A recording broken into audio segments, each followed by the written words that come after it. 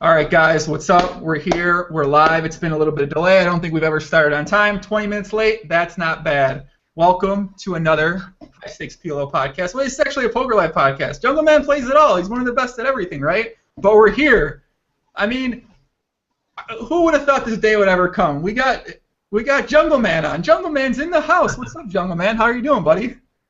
I'm pretty good. I'm in the Philippines, and everything seems good. Everything seems good? Yeah. That's good, man. Thank you for joining us on here. Obviously, you know you're a very polarizing person in poker, especially the podcast, because, as you know, I mean, maybe you don't know this, Dankness. Do you ever see the Dankness impression of you? I did, actually. I saw, I remember I was reading this thread, and I saw, someone saying something about Dankness impression. I was like, what is this? So I found it, and I clicked on it and watched it. It was a pretty good impression, actually. And I remember the hand he was talking about, too. I was like, that was when I was, really stressed out in general. And, yeah, I remember I, erupted at him, but I felt bad because I was, really mean, and I lost the hand, and I just, didn't understand. It seemed like sort of a crazy call. And he, sort of owned me, actually.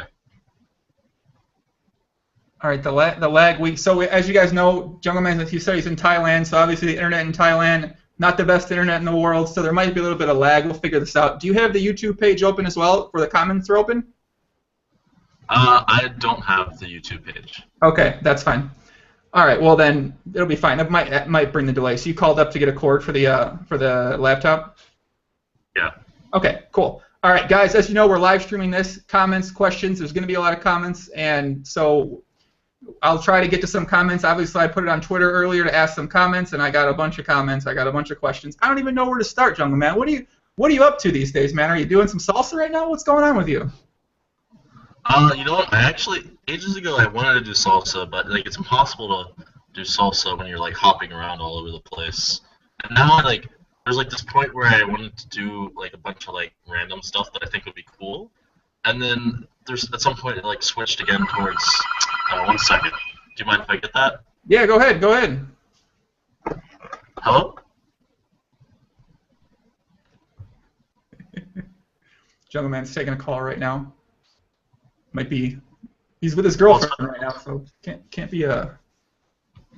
Yeah, I lit the candle, guys. I lit the candle for a special occasion. I redid the background. We made it a bit prettier. That's fine. Just give me the wire, please. All right.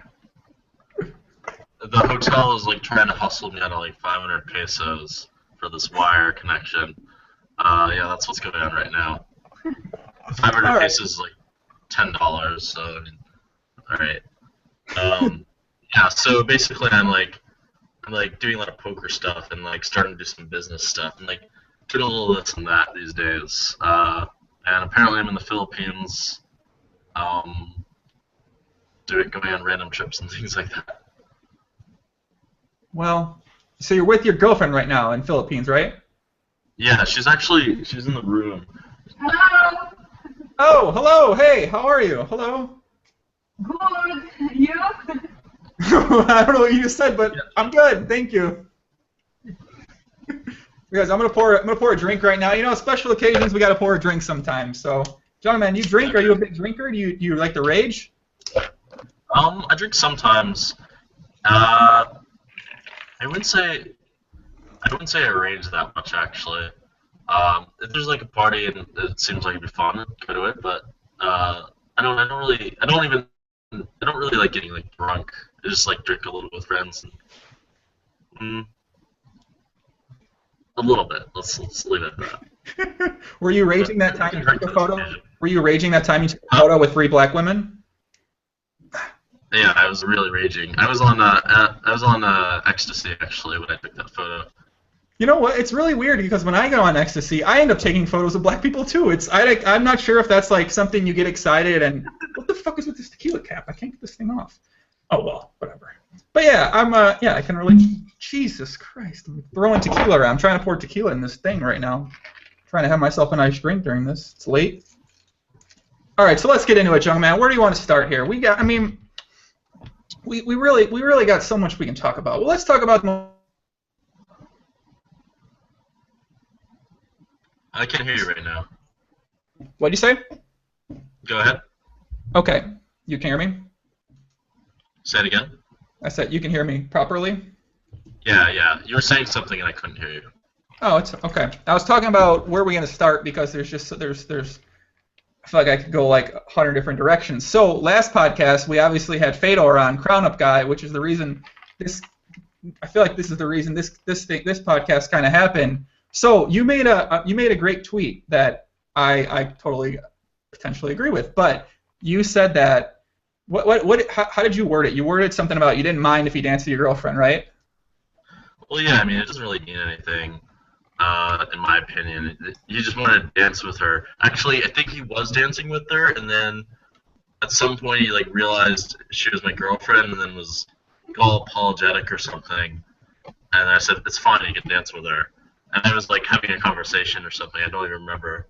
Um, yeah, I mean, whatever, dance with her. And I personally think it's like kind of flattering when other guys like my girlfriend.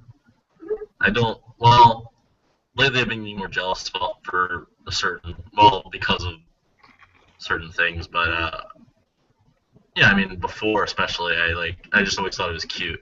I still think it's cute actually when guys hit on her and stuff like that. Baby, a dance doesn't mean nothing, and I'm the boss of my body. She says a dance doesn't mean anything. Also. I could dance with anyone. Yeah, I mean, a dance is it's not really anything. If he was like kissing her, it'd be different. But. Well, I mean, I completely agree with you. Obviously, people, I don't know, you know how people are. They get crazy. Jungleman, you get I'm serious, you're a very polarizing person when it comes to the poker community right now. People either love you or they really don't like you. I mean, why do you think that is? I could definitely see a few reasons. Well, I have been an asshole at the tables, especially lately. Like if I've gotten mad, I'll say like fucking stupid cunt, like why do you fucking call, or something like that. So that would be the obvious reason why they'd be mad. That's one obvious reason. And then I don't know, some people think I'm weird, so I mean I guess people don't like that. And sometimes people just don't like you. I mean you can't stop it. True. So there's those reasons. And then, I mean, I could think of reasons why people like me, too. I think most people that I deal with like me, if not all of them. Not all of them, I guess, but people that fuck me over definitely don't like me. There's like 2 people that fuck me over,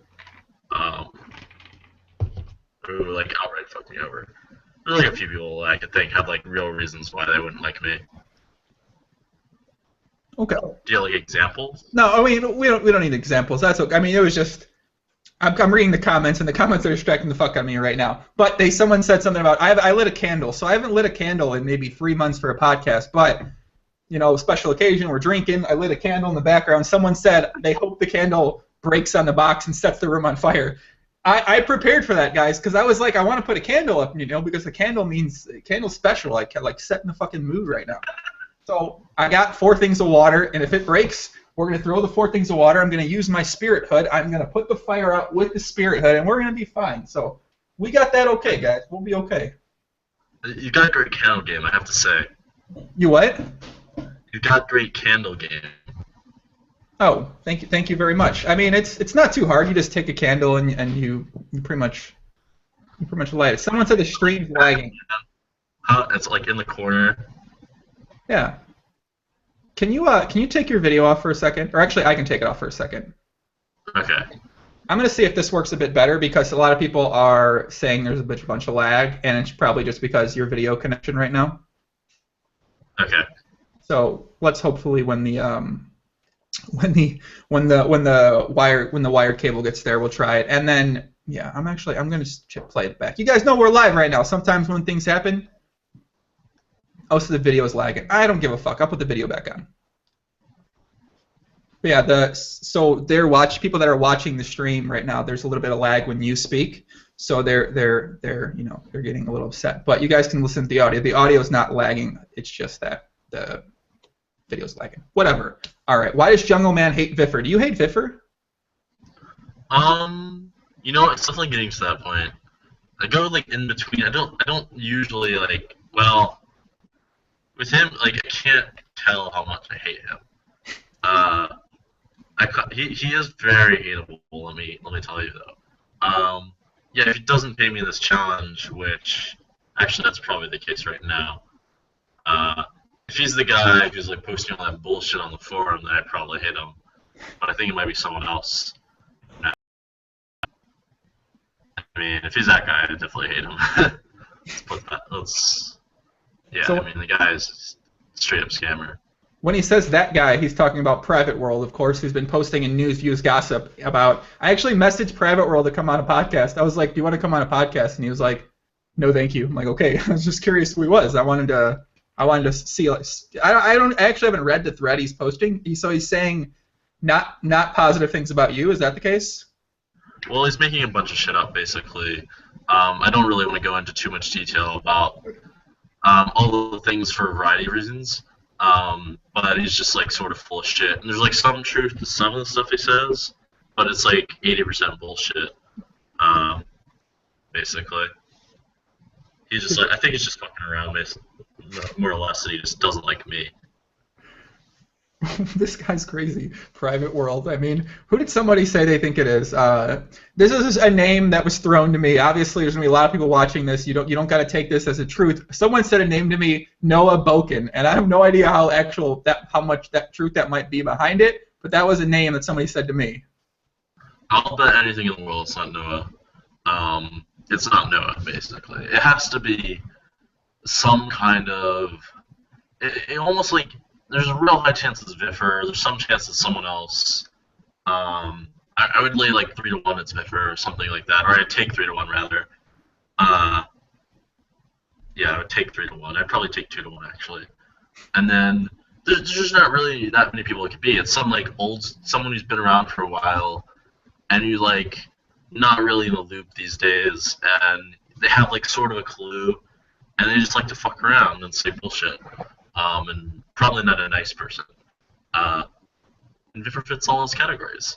So he's a great candidate, let me tell you. And then there's like one other person I think it might be, but I don't really think it's this person. Well, the mystery continues. Obviously, there's a lot of mystery when there comes to subjects about you. One mystery, of course. You mentioned some odds. The prop bet. That's one thing I've got like 100 requests to ask you about that. So the Tom Dwan prop bet. Yeah. You guys bet, what was it, 1.5 million to 500K? He gave you 3-1 on a heads up no limit challenge, and it was like 5 years ago or something like that. And he still hasn't finished the challenge, right? Yeah. Well, yeah. I mean, go ahead. No, I was gonna say. So I mean, where does that stand now? You've mentioned. I think you've done a couple interviews where you said that there was some things if it didn't finish, then there's some information would come out or something like that. I'm not really too sure. I haven't kept up with it the past couple of years because it's just kind of ridiculous. And when people ask me about it, I don't say much about it because I don't ever think it's gonna get finished. So, like, where do you guys stand on that right now? Well, you know what? There's always hope. That's what I can say. I mean, everyone assures me that there's a number of people that are quite reputable that assure me that they think that Tom is a good person, that he wants to make it right. God damn it, sorry. Well, it's okay. There, I'm just going to hang up. I know what it's about. Now, the wires here, we can try that. Cool. 1 second, seriously. Okay. Hello? Yes. Yeah, I got it. Thanks. I knew literally that they were just asking just to make sure I got this thing. And then, I mean, it's just like sort of ridiculous.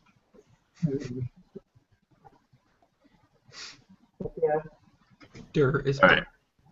Oh, shit.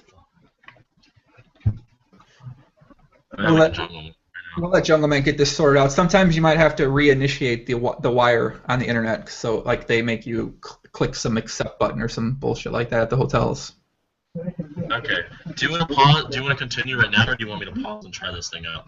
Yeah, pause and try the thing out. I'll talk for a second, and then yeah, because you might have to reestablish the internet, take it off of Wi-Fi, and put it on a wire connection. Okay, wait 1 second. And then you can always click back on the link and come back in. Okay. Okay.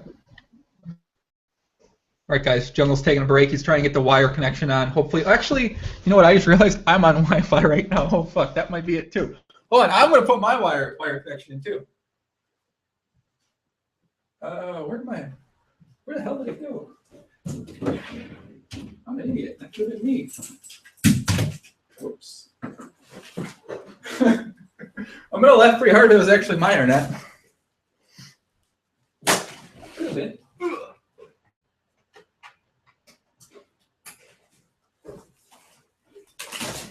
All right, let's put this in. Let's see what happens. Pop the trunk. No, of course he's not going to start trashing his room. Come on, guys. All right, let's see if this works. Boom. Okay, boom. All right, good. Let's see if this works a little bit smoother. I put my wire connection in too. That could have been it. Play us some guitar. I can play the guitar in the downtime. For those that never seen me play the guitar, I do a couple. Lindsay, are you still here?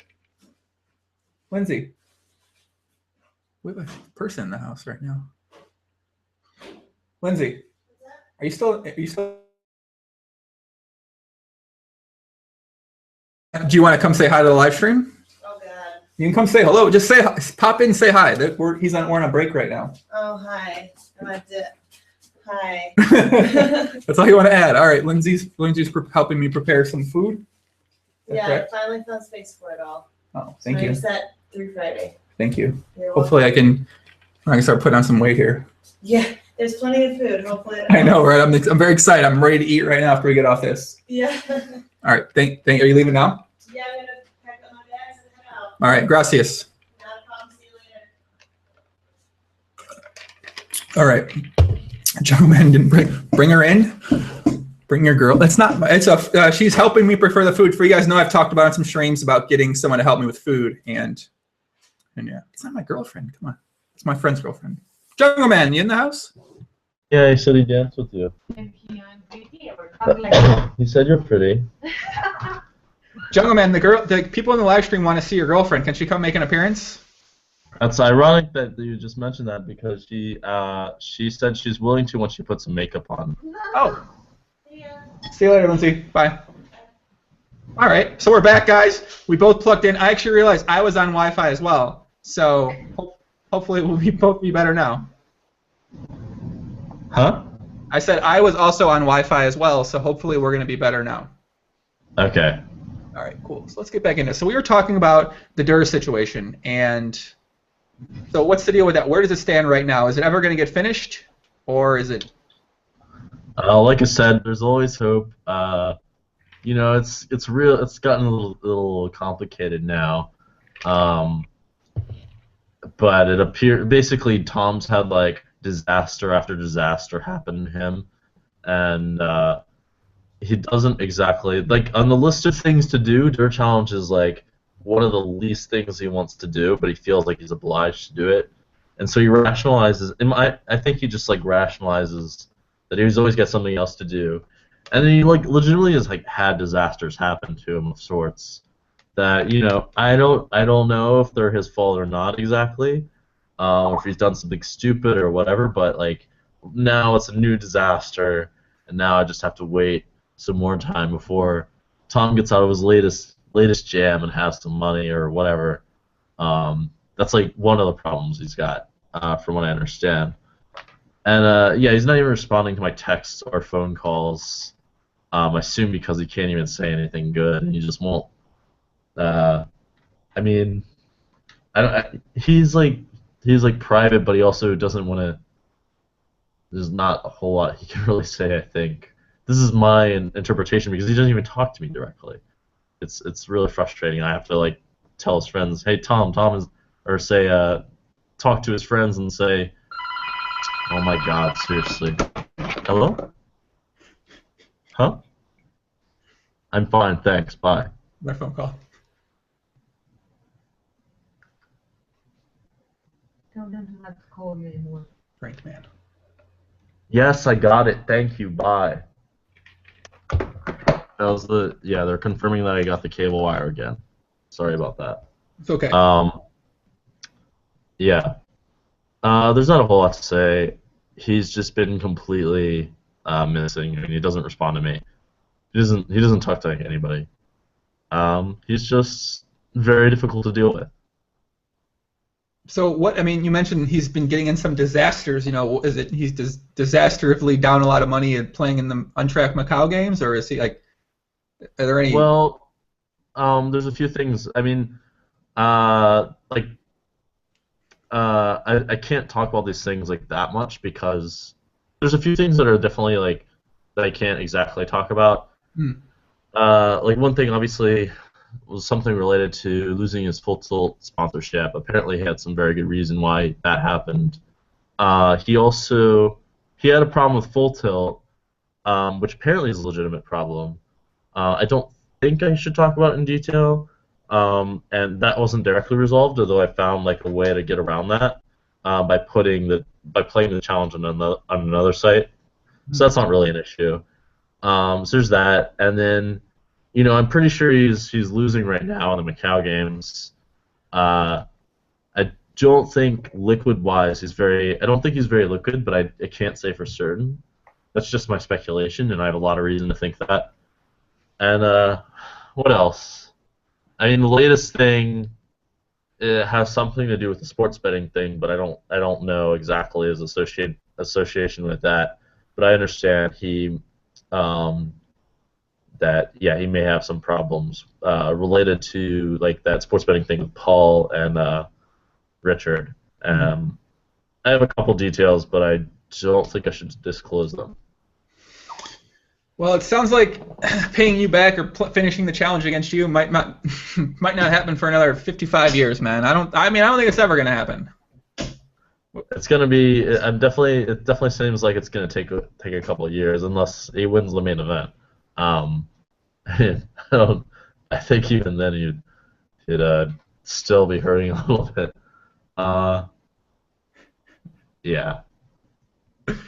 I mean, so from the outsider's perspective, from someone like me, or we do podcasts, we talk about this. A lot of people ask, what's they're up to, what's he doing? It kind of just seems like he's just kind of grinding. He's been playing live Macau games the past bunch of years, and like that's kind of what his life is now. He just goes to the casino and plays live poker every single day. Yeah, I mean he's not really even part of like the poker world exactly. He doesn't like play in Bellagio room. You won't like see him play in an Aria room or anything like that. Actually, he might play the private game, Bobby's private game. He might be playing that. Yeah, like that's like 90% of what he does, as far as I'm aware, and like maybe some random business stuff or something. At least I knew he was doing something like that back in the day, but I don't even know now. It looks like he's not. Yeah, I mean, just no one who's not like, Paul Fua has any idea what's going on with them. Well, we'll see what happens. I mean, so from your standpoint, I mean, what can you really do about it? You can't really do anything about it, right? It's just kind of like, what if he never plays you again, and you never end up finishing the bet or winning the bet or getting the money? Is there realistically anything you could even do about that? Well, I mean, one of our friends did something to did something that should make it happen at some point. It's kind of like a Tom guarantee of sorts, but they've got some incentive to make it happen, or quite heavy incentive to make it happen. So I can like pressure them. As for dealing with Tom directly, my options are very limited, especially if he never actually responds to my messages, which makes things exceptionally tricky. Well, transitioning off of that topic, because I think that topic's kind of been. I mean, I don't know if you talked about that a lot publicly in any type of interview or other podcast. I mean, I don't think I've ever seen you really do a podcast before. I think I have, like, ages ago. It's been a long time. Like a straight podcast anyways. I've done like a number of interviews, but not. I think I've done a few podcasts actually, but it's been a long time. Some people are asking. Okay, so we'll talk about this other big thing, which was the hitman. What's up with the hitman? People, every time I talk about my friend Star's reg problems owing me money, people say I should get Jungleman's hitman to go after him for my $250 that he owes me. What's the deal with this hitman? What the fuck is who's the hitman? Who is this guy? I don't want to talk about that at all. Hitman. Yeah. Those fake Obviously a bunch of bullshit, but I don't want to talk about that. I figured you probably didn't want to talk about that. I gotta ask because everyone's asking. Talk about the hitman. Talk about the hitman. I'm like, he's got a hitman. If I got a hitman, if I put a hitman on someone, I'm not gonna talk about the fucking hitman. I'm gonna. Well, no shit, exactly. Like, yeah. I'm sure they'd love to talk about it, but this is not an area of subject I want to talk about. Okay, good. I can't really remember. I mean, I guess I read some NVG, but I don't necessarily get into the depths of the threads and figure out what the hell they're about. So I didn't know anything about this hitman until people kept bringing it up in the chat because obviously, we have a segment now. I don't know how this got started. I guess started because of dankness, I suppose. But every time I'm talking to a guest, everyone in the chat's always like, we need a Jungleman impression. We need a Jungleman impression. So I think everyone since dankness that we've asked for a Jungleman impression, and a couple people give a couple good ones. But can you give us a Jungleman impression? This is the ultimate right here. A Jungleman doing a Jungleman impression. God, what would I say? Like, oh, this is such a joke. Like, what is this bullshit? Like, this fucking guy. Like, all these spots are such a joke. Like, I just keep getting in bullshit spots. Just never have anything. And never have anything. What the fuck's going on? Let's see. I think that sounds like me. You can tell me. That sounds like the dankness impression you did. No. I thought you guys might have gotten like a proper Jungleman impression when they called me like twice about this cable. Like, this is the kind of thing that drives me insane. Like, why are they calling me to make sure I got this cable like twice within like 5 minutes of me calling about it? Like that's what gets like real. That's like the authentic jungle, like Unleashed. I mean, this is like a circle coming around right here. A Jungleman doing a Jungleman impression because we've had so many Jungleman impressions. I can never quite get the Jungleman impression down. I've never seen it. I think I saw a video of you tilted on a tournament something I think before, but I can't personally do a Jungleman impression. Do you happen to have a dankness impression? A dankness impression? Yeah. You watch enough of dankness to get an impression of dankness. I think I've like met the guy once when we were playing, so I can't really give an impression of him. I don't really know what he's like. Is he a PLO player? I guess he's a PLO player, right? He used to play No Limit, and now he's been playing PLO. Yeah, I don't really know him well enough to give him an impression, unfortunately.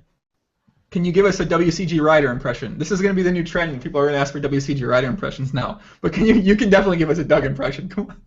I should be working on my Doug impressions. Fuck.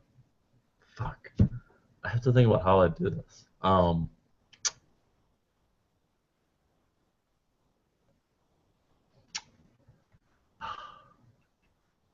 Let me think. I really want to give a Doug impression. I'm trying to think of how I do it. Okay, take your time. You want to do? Well, we can ask one more. What about a Clink impression? A JMO? A JMO impression? I think Doug would be easier and more fun. Have you ever been to a club with Doug? Well, I've definitely been to a club with Doug. Doug showed me one of his patented moves, which is, let me show you. So I stand up, right? So we were in Vancouver in a club, and obviously this was a big girl because, Doug's into big girl grinding, or sometimes he is. He said, this is what you do. You walk up to a girl, you make eye contact with her, you smile at her, and then you turn around and shake your ass on her like this until she either likes you or she pushes you away and says, get the fuck out of here. That was a WCG Rider move right there. Show me it again, actually. Okay, you want to see? Okay, so are you gonna steal this one? Okay, so you go up to a girl, you make eye contact and smile, and then you turn around and shake your ass, and you shake it on her. That's the WCG Rider move. That's like a patented Doug move, I think. He's got a few moves. I remember one move that he did was he would like go up to ladies, or he was telling me this one, which is kind of cute. Like, hey ladies, may I flirt with you for a moment? Like doing it like extra cute and say something like one thing he'd say is like, oh, I like your outfit, it really highlights your assets, stuff like that. He was telling me this story one time when he was like talking to a group of people and they wanted him to take a picture picture of them, and he just like takes a picture of himself and gives the phone back to them when they weren't like really, when the girls weren't having it or something like that. He can be like, he's cocky, but he's really funny. I agree. I've definitely enjoyed seeing him in action. I've got to see him big girl grinding. Do you know about the big girl grinding? Well, I know he's into like curvy girls, but not like really like big girls. What do you mean by big? Okay, well, big girls. So here in the podcast, here in the live streams, we have a motto: 160 or below, gotta go. So if you're 160 pounds or below, we can't date you, we can't fuck you, we can't love you. But if you're 161 pounds and above, you classify as a big girl, and then we can go big girl grinding with you. So we around here we tend to like big girls. You like girls who are 160 pounds? 160 or above, we show you love. If you're a big girl, you're out there watching this podcast, you're a fan of Jungleman, you don't got no one to come love you, you come here to the Jungleman live streams, me, everyone that comes regularly, we got love for you. Exactly. We love the big girls, man.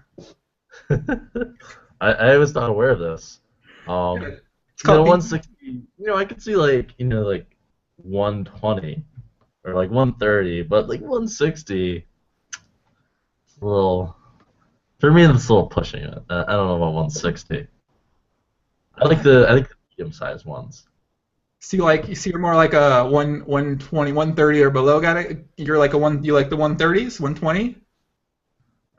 Yeah, something like that. I like them to be like kind of curvy, but not like I don't like them to be really skinny. Like me. Like her. Yeah. Oh shit. Hello. Oh, okay, hold on. Let me put the screen back on We them. are talking about girls. It's not nice with me. Hello. Here. You look like you. How tall are you, Jungleman's girlfriend? What's your I'm name? taller than him with 2 centimeters. So you're like 6 inches. feet tall. No, she's like 5'10". 5'10", Jungleman. Where are you finding the models at, man? Huh? Where did you find your model girlfriend at? I found her in Romania. Yeah, we met. There are a few poker players in Romania, and she's the sister of Riga. A poker player. He's a poker player. He's like an MTT player. He knows Ignat Liviu. No, she does not know Zero Human Zero. We don't like Oh Humano around here. Why?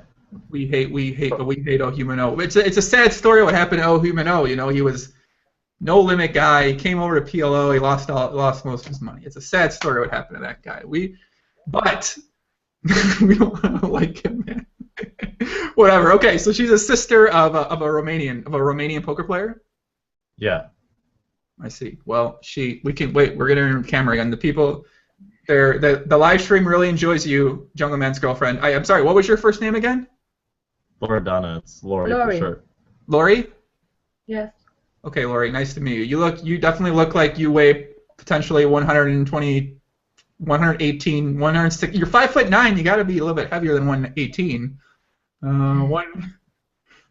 The live stream likes you. I'm looking at the comments right now. They're very much behind. They like it. Yeah. I love some comments for Lori. They love the guy. They love her.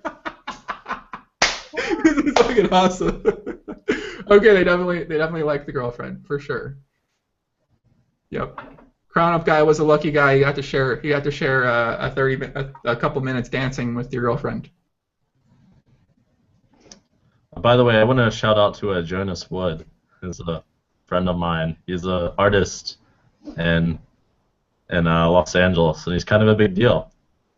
What did you watching? Huh? Can you repeat what you said? Oh, I wanted to shout out to Jonas Wood. He's a friend of mine. He's an artist in Los Angeles. I know he's watching this. He's a pretty goofy dude. Live, baby, this is live. I need to go to fucking. All right, guys, this is what we're doing. I'm booking a flight. I'm going to Romania. I'm finding myself a Jungleman girlfriend because I gotta get out of the big girl grinding. I'm going Romanian girl grinding. RGG now. Fuck this. I've retired from big girl grinding. 160 or above. No, I have no more love. I'm going to Romania. I'm looking about going to Romania right now. How do I get to Romania? Chicago to Romania. I gotta get here right now. I gotta go. What's the best city in Romania to go find a Jungleman girlfriend in Romania? Bucharest. Okay, Bucharest. All right, I am finding me a Jungleman girlfriend. That's for sure. I'm coming back 5'10", 115 pounds. Knows some English. She doesn't have to know a lot of English. There's a few good spots in that area. I have a lot of friends. Single ladies. Another good spot that people don't really know about is like Serbia. Actually, that was one of the best. Or Belgrade was one of the best cities that I've been to in terms of quality of women. No, it's not true. Romania, the most beautiful girls in Romania. The prettiest girls were in Romania, but the sexiest girls were in Serbia. Ah. I love it. You guys are very cute together, man. You guys make a cute couple. Thanks. You guys are cute. Did she mention she's got single friends? She has some single friends, I think. Like Marlene? Yeah, I think she's got 2 single friends. Diana? At least 2. Diana and Marlene. I'm getting excited. Okay, let me take it in. It's fine. Okay. The comments are so funny, man. Dankness says your girlfriend, who Dankness obviously does the best Jungleman impression, debatably, besides you. He says your girlfriend's smoking hot. Oh, well, thank you. What else would we expect? So recently in the high stakes thread, I think D to the MFI said you debatably might be the best heads up, like a Ha mix. So a heads up, no limit, heads up, PLO. He said that you might be the best at that format in the world. Would you agree with that assessment? I think I'm like for sure 1 or 2. I can't think of who else would be a contender for that, other than Ike, I would say. I think Ike is really good. I think he plays no limit really well, and when I played him at PLO, he actually had some good ideas, and I was like, oh, I'm gonna do some Ike stuff. He wants to play me at PLO. I'm not real thrilled to play him at high because I think there's a chance he might be better than me, but I'm not sure. And he said he doesn't think he's very good at PLO, but I know that he should have information that would be very useful to play PLO very well. I don't think I should talk about it because it would piss someone off, but he should have the right resources. Let's put it like that, which isn't good. Are you referring to a potential database you might have of hands? No, no, something more powerful than that actually. A professional GTO machine? He might be mad at me just for mentioning that he might have some kind of, he might be working on it or something. I don't know exactly what he has, but I know for certain reasons I have certain details about certain projects people have worked on and things like that. But I shouldn't. I can't give details, obviously. Yeah, he could be very good. He says he's not very good, but I don't even know what that means. Sounds like Ike Hexen got some super GTO program. He's just running simulations 24 hours a day in it and figuring out. Well, the thing that's weird about that is that PLO is such an incredibly complicated game. There's just millions of combinations, and it'd be very, very extremely difficult, probably impossible to actually calculate GTO. Even for no limit, it would be really, really difficult if it was actually done properly. So I don't really know what they could have done except use approximations. I have kind of an idea, but I couldn't go into detail again. I'm not totally sure what he has. He says he's not good. He says he doesn't think he's that good. So what can I say? It makes me think, oh, maybe I could be beating him. Also, I haven't really worked too much my PLO game other than played like a ton of it and think about it, and done some generic stuff. Certain things are tricky about PLO. It's a weird game in some spots. Ike Hexen. People keep asking for an Ike Hexen impression. Do you have an Ike Hexen impression? I know what he's like, but I'm trying to think of like a good context to give like an Ike Hexen impression. It says things like, "That sounds plausible." It sounds. I think he sounds a little dorky, but I like it. Says things like, I think I could beat that guy. What does he sound like? God, what's a good Ike Haxton context? Where's like a classic Ike Haxton thing that he's spoken about? Someone in the chat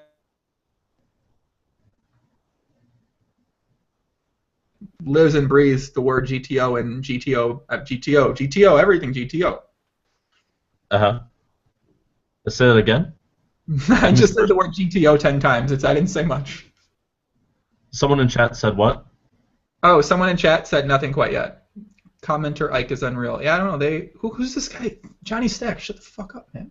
Damn. Can we get a? Yeah, I don't know. It's a little bit delay. It's like a 35-second delay on the chat. So they're gonna get we're gonna get a comment from them soon for something Ike Haxton says. I don't even know what Ike Haxton says. I don't know. You got his voice down pretty well though. Yeah. Did you come up with that WCG writer? Like he talks a little bit like this. When he says something, he says it, and you can tell the guy is smart because of how he says it.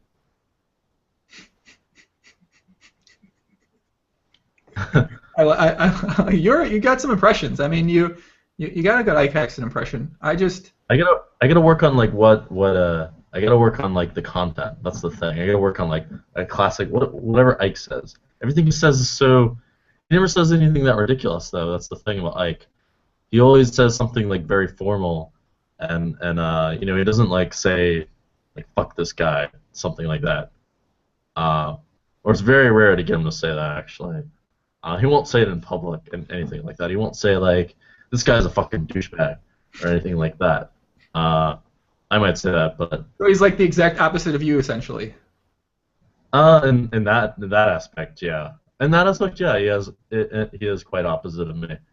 I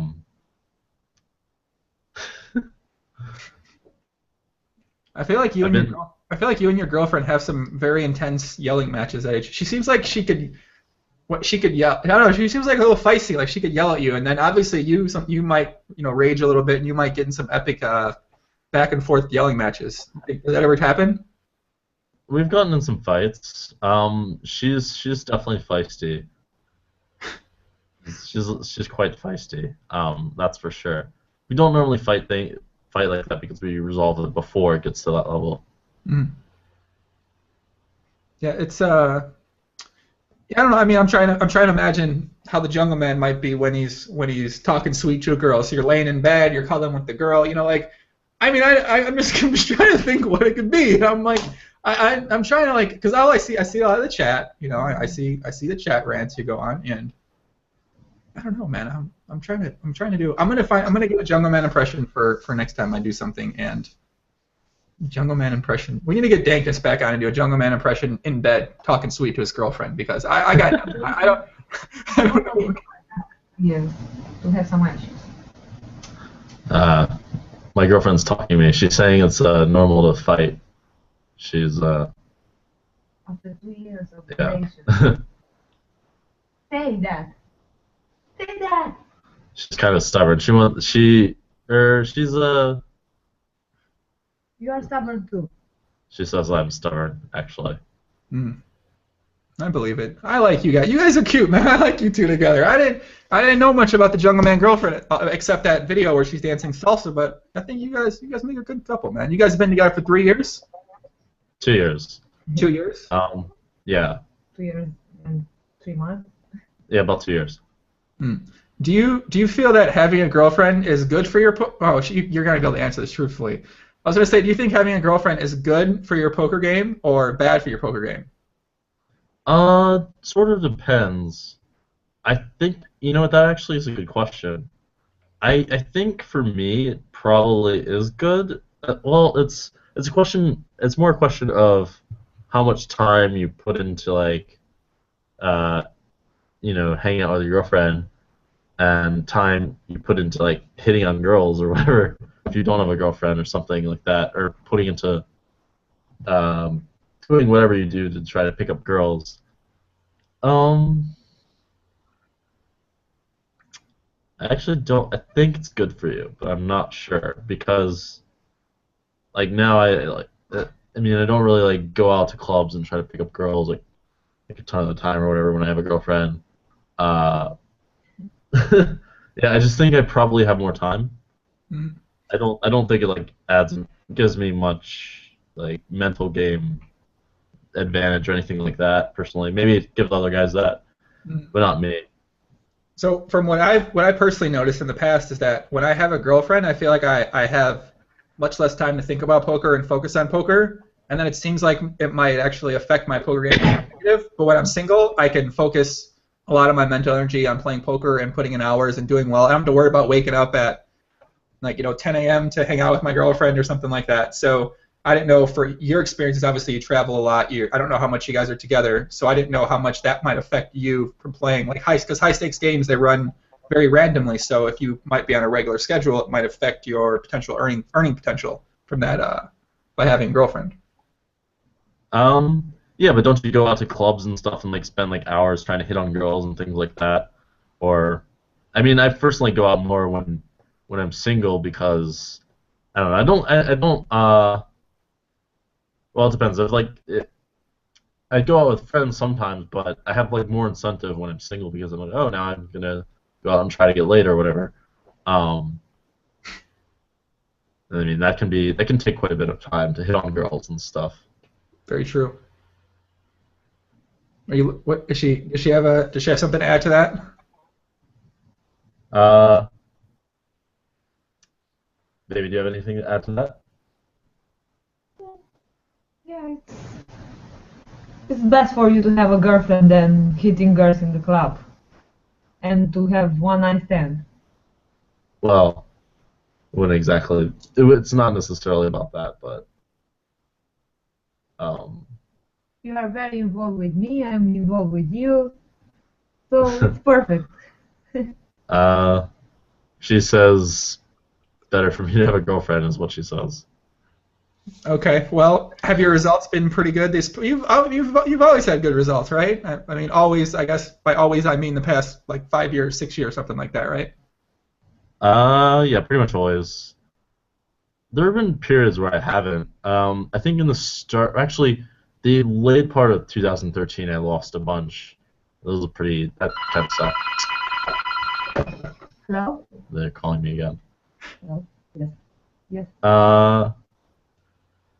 No, I've always had good results, actually. Pretty much. Mr. Who? When I transition to something new, if it's like drastically new, then I won't have good Okay. results, usually, Hmm. which makes sense. Yes. Ironically, in like Deuce to Seven and mixed games, Hello? actually Deuce to Seven Hello? specifically, that was Lori. when I moved up to high stakes. That wasn't the case. When I moved up to high stakes in Mr. Deuce to Green? Seven, it ran retardedly hot, and then afterwards, even though I improved my game slightly, I ran like much worse. Can you call a little bit later? Or I can just we like call you gradually back? lost. Let's see. So do you? Are you When I first go ahead. no, say so. Right now, are you focused on playing? Well, obviously you're playing uber high stakes. You don't get a lot of action at no limit. PLO, you don't get much action. So what are you kind of spending your time playing right now? It's urgency. Need to One, know. one second. Phone call? Hello? Okay. I'm in the middle of an interview. Tell them to just unplug the phone. Good idea, East Coast. I'll message you after. All right, so It's time for some news. sorry about that, Joey. Go That's ahead. okay. So I was asking you, what are you spending your time playing right now? Because you don't get action. You don't get action PLO. You don't get action at no limit. I guess you're playing mixed games mainly.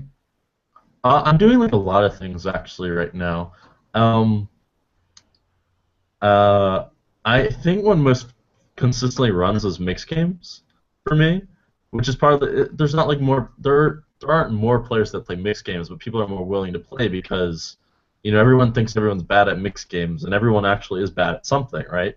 Like I probably suck at like stud games or whatever, and and then other people suck at big bet, and it works out. Just everyone thinks everyone sucks. It's actually kind of outrageous.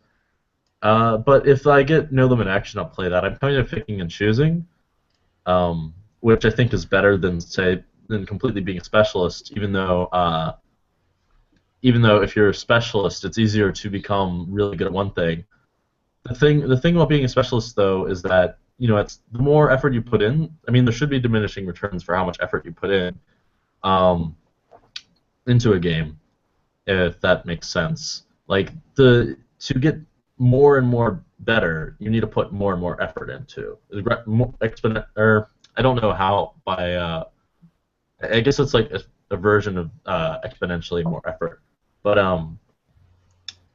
like it's based on something called the Pareto principle. If you think about it, for example, if someone plays like 100% of hands in every position in full ring, they're gonna be horrible, right? But if all they did was fix like their preflop stats and just played like their preflop correctly, then that would save them a ton of money. But to make the next adjustments, that would be like gradually more and more effort until it could be like it require like an extremely large amount of effort. Like for example, to solve nil limit outright would require like an outrageous amount of effort and probably wouldn't be worth it, in my opinion. So what I've been doing basically as a result of this is I'm trying to like put my effort into things that will generate the greatest amount of return possible given my current situation. So I'm not. Some of these things aren't even poker related, but a lot of them are in some way. So that was. I'm curious, very curious out there if everyone understood that, because I was listening but definitely some of that was a bit confusing to me. I'll have to go back and check that out. Okay. So I basically heard. So you're trying to spend your time right now on what you think is going to make you the most money or the most return on your investment and your time right now. And you said it's not even poker. Yeah, that's the I guess that's the short way to say it. Mm-hmm. I mean, I didn't explain it really that well or that clearly. It's kind of like a tricky thing because like sometimes like you can spend like a lot of effort, but like within the next month you won't see any money, but within like the next like 5 years you'll see like you'll make like way more money than if you spent making like way more money doing something else in that first month, if that makes sense. Like you could make, like if you made like a consistent $100 an hour for the next month, but if you did something that wouldn't net you anything for the next month, or might even leave you in the negative, in the next 5 years, it could make you like a ton of money. So I've been putting my effort into some things that the payoffs of effort would look something like that. And I've also put it into, I've just been trying to think of like how, like the game has basically changed for me. I'm trying to think of how, where the greatest returns of my effort are, rather than thinking of like, how do I play perfectly on the turn when the guy check raises me, or whatever the hell, you know what I mean? Like how do I like balance my range perfectly well, things like that, if that makes sense. Well, I'm kind of.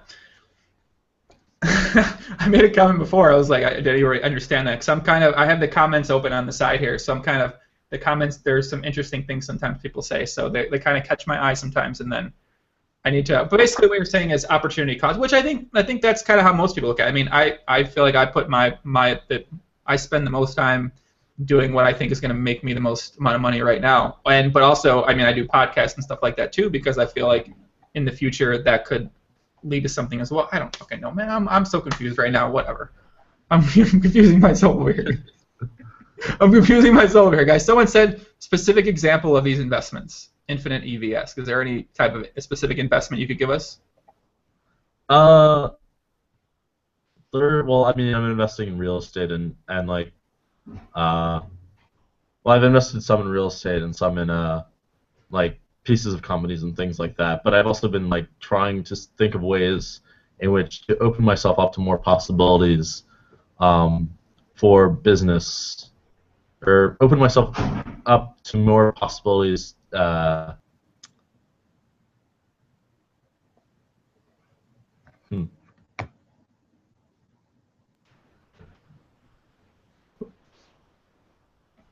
You lost connection? No, I had to restart because it wasn't doing it right. Like it was just staying on me when I was talking. So I'm trying to see if the Google Hangout fixed itself here. Yeah, I've been trying to do it. Basically, I've been trying to think of like ways to open myself up to more possibilities of things to do in general in addition, making some like more long-term investments that could do very well, and also trying to. I've been kind of getting more into. I've been trying to get more into business and investing, generally speaking. Although those are like huge topics, I wouldn't at all consider myself an expert in any of those at all. And basically looking for how I could be able to find spots that you don't have to put much effort into, but you could create a lot of return, and also ideally things that you wouldn't. Well, it depends. At least a decent amount of things that you wouldn't like have to like sit there and grind all the time. You know what I mean? Mm-hmm. So, I mean, that kind of sounds like what most people try to do, though. They try to figure out what's the easiest way they can end up making money on their time, and that's isn't that the dream of or the desire of most people that you know? I feel like people miss out on a lot of spots. I feel like they don't really like consider a lot of potential things. Like one simple idea I had was like that I feel like people. Yeah, I feel like people miss out a lot of spots in terms of that. In that area, because like one thing that recently in poker, for example, that I realized over time was that we're missing out on a lot of potential for poker business. As an example, one thing that I didn't used to do but had been doing lately is trading. Like for a while now, I've been doing is like trading my action for other action that I think is good. Like a lot of people miss simple things like that. Just selling pieces in exchange to get good pieces, things like that, which are obviously like mutually beneficial. I feel like people don't put in enough effort into thinking about like all the different possibilities or even exploring all of them when some of that is necessary, or thinking about how like what the payoffs will look like for exploring possibilities and things like that. It's like kind of a tricky problem because it's really not. It's very open-ended in general. Mm-hmm. So you said that one thing you do is you basically swap action with people, but do you get a So you said, can you be selective with the action you take back from somebody else? Is that what makes it such a good spot, sort of thing? Well, yeah, I am selective. I mean, I can like sell my action. I can get one thing. I mean, you can do a couple things. You can say, okay, well, you can get like in tournaments. This is already pretty commonplace, like the concept of markup. But to do it for cash game action and to think about different possibilities of other ways in which to make like a deal for poker business happen. There are a number of things that can happen in this way. Like one thing I've been trying to do a little bit is information bartering. Like if someone has worked really hard on something that I don't, want to put the effort into, or I can't even do, I'll say, okay, well, I'll trade this information for something. As an example, I couldn't properly give examples of that, but obviously that could be mutually beneficial. Yeah, like the concept of markup's easier if you were selective with what action you pick. Obviously, like you can get good action and you can both make money and hedge in the spots and whatever. So you're saying something about selling your action at cash games at markup? Well, effectively, I mean it's the same concept. Or you can do that, or you can also trade that action for other pieces of action. So for instance, let's hypothetically, let's say we have WCG Rider. So you would trade your action in a mixed game right here for.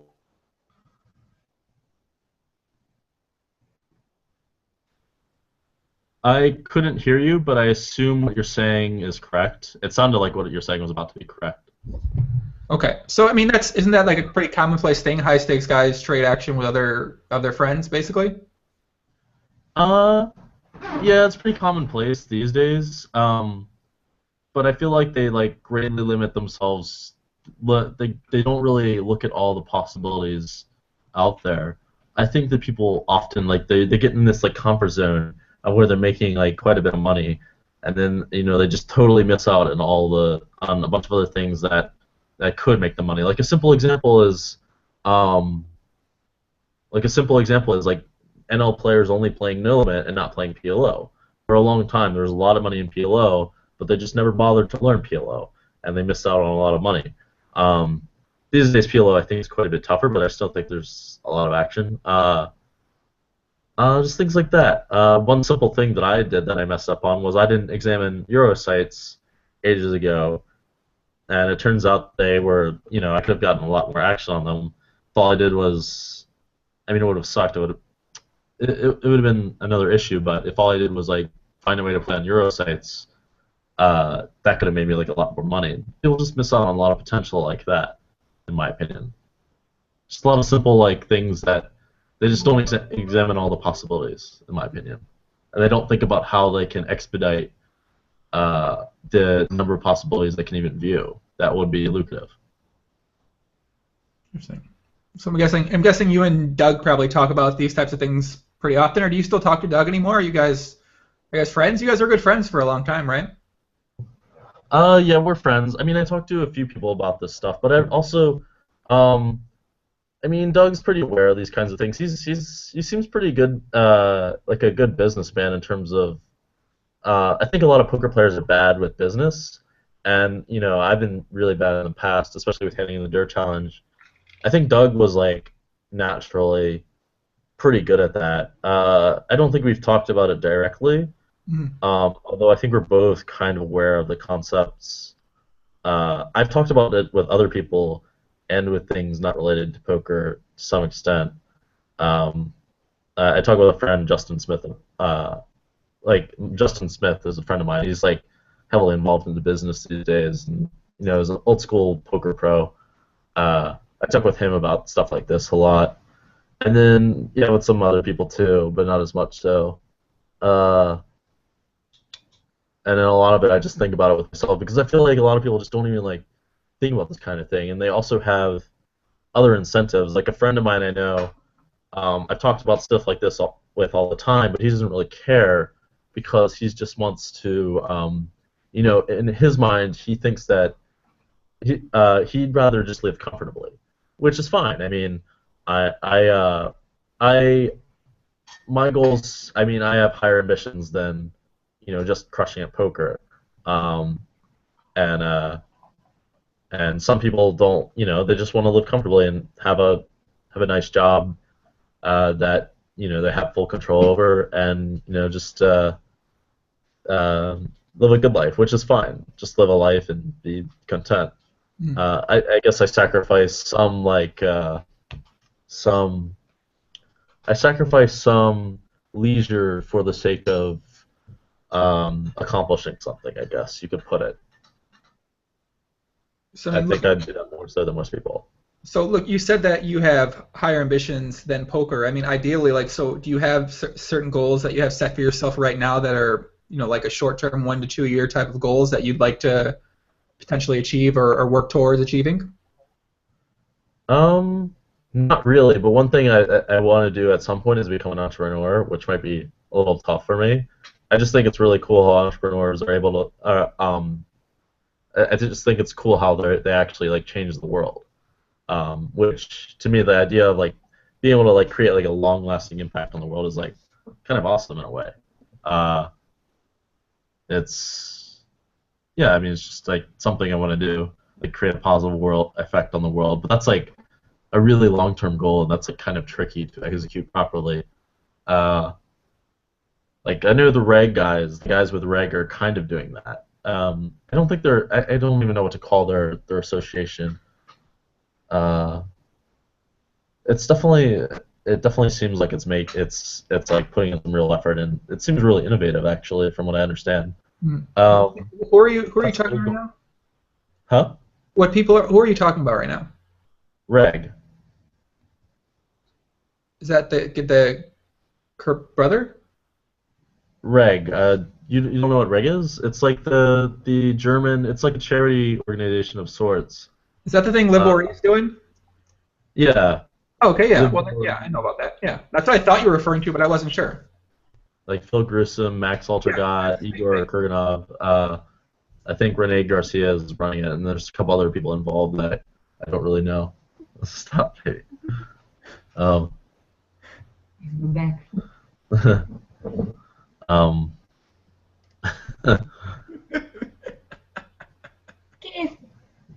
Kiss my heartbeat. Give it a kiss. Come on, give it a kiss. I'm fine. You give me a kiss? Yeah.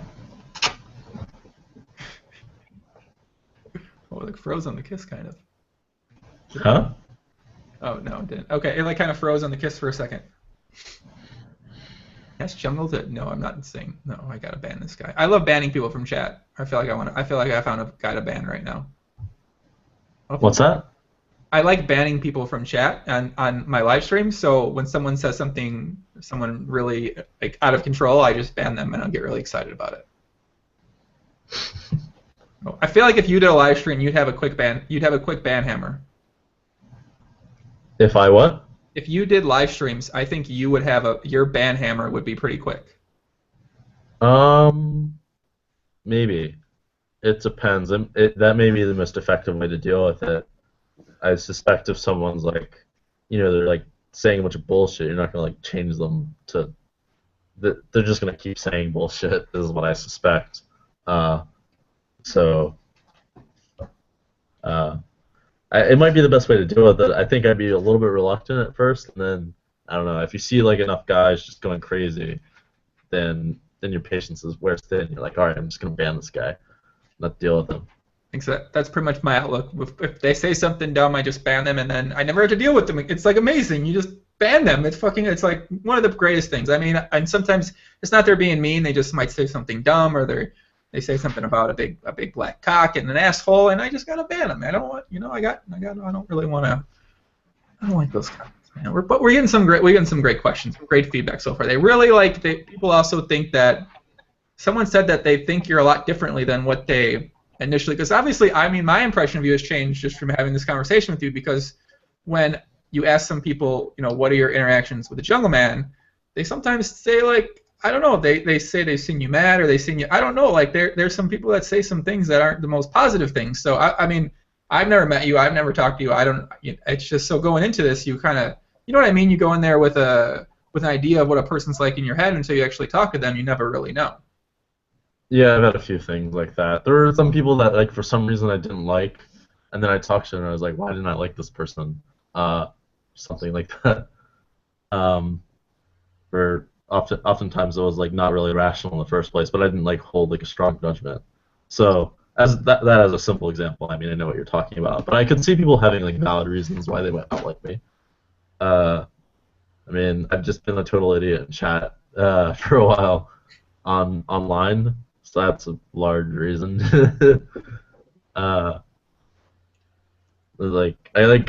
move in between working on that and then regressing.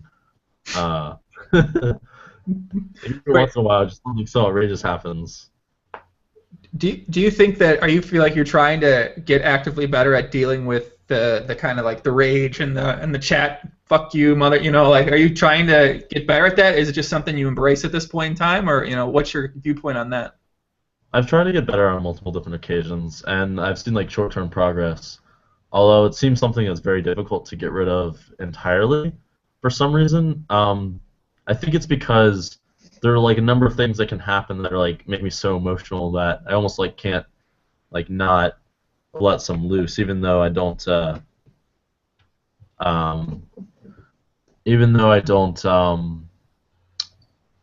lost my train of thought. What was I saying? I said I don't really let it affect my game, I think.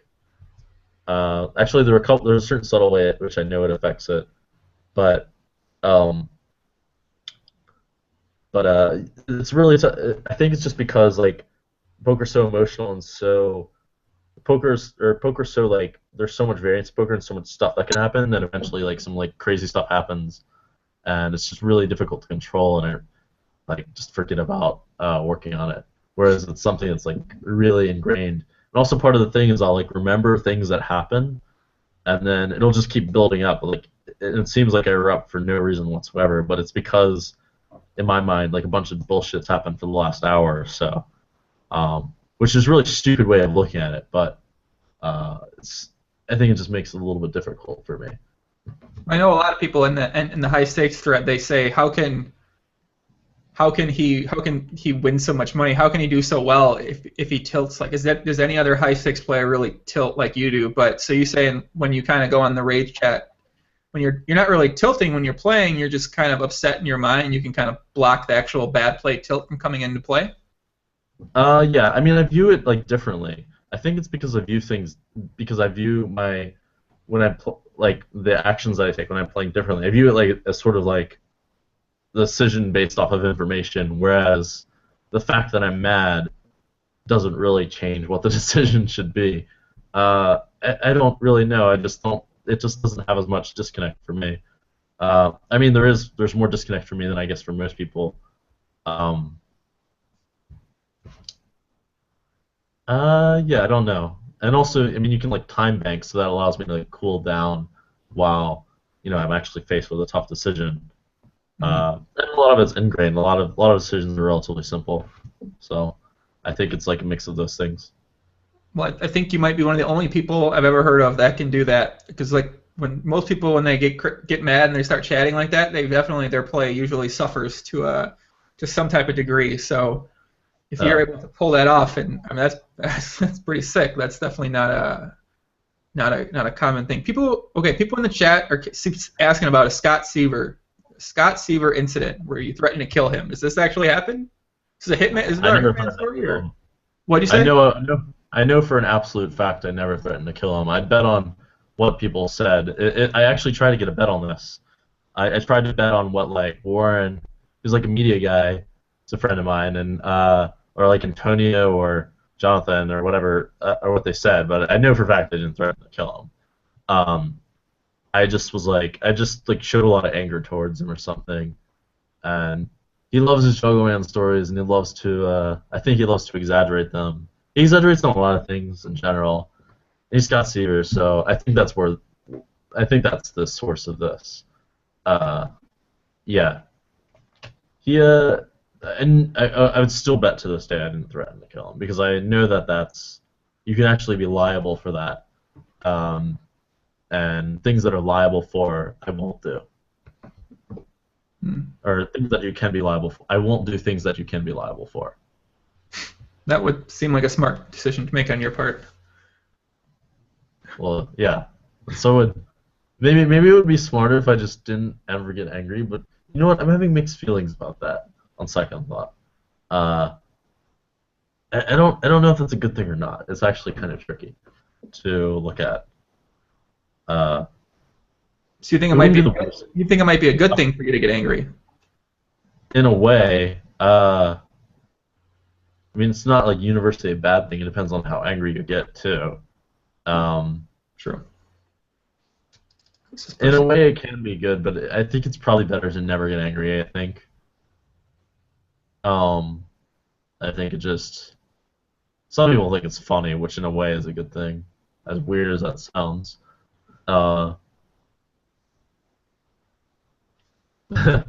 It's probably better to never get angry, actually.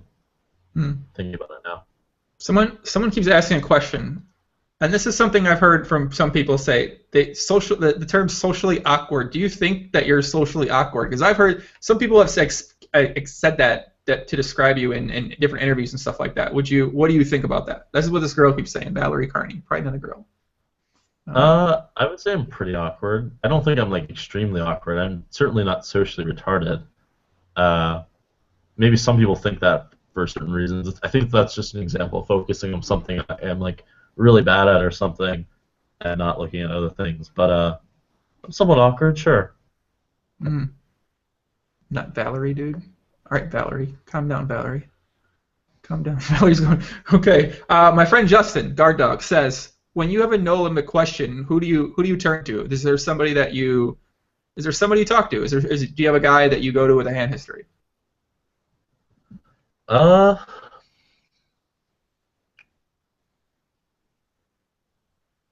really. Every once in a while I'll ask a question, but not really. Do you feel like that it's just you played so many hands, you played so long that you feel like you have a pretty good idea of how to play most all situations? Yeah. And the things that I would have to ask questions about would be more based off of like the results of a simulation or math or something related to math, which in which case I would ask questions because I think some people are much better at that stuff than I am. Yeah, I can think of a number of people who are much better at that stuff than I am. For those kinds of questions, I might ask a question. Is there somebody you discuss PLO hands with? Let me think. A friend of mine, Don, I discuss with him sometimes. Yeah. Yeah, I would say Don Wynn. I don't know if you guys know who he is. I know who he is. I know who he is. Don Wynn plays under the screen name Via Russian, I believe sometimes. Is that correct? Is that known? Is that a secret? I don't know. I know Colby might play on the Via Russian account once in a while, but that's another story for another time. That's nothing to get into right now. But yeah, I know who he is. So you said you discuss PLO hands with him sometimes. Yeah. PLO, I haven't. Let me think. Yeah, with him. I've talked a little bit with other people, but not like nearly as much as with him. Okay. What's your view on training sites? Obviously, you've never done any. Actually, I don't know if this is obvious. Have you done training videos before? Have you been involved with a training site? What are your thoughts? Do you think training sites are dumb? What are your viewpoints on that? It depends on what perspective you're looking at it from. From a training site's perspective, if they're trying to make money, then it's smart for them. It was smart for the first couple that came in, anyways. And after that, the market basically became too competitive, and the thing was kind of overdone. And I think it just wasn't ever really a lucrative idea after like Card Runners and Poker Strategy did it, and maybe a couple other people.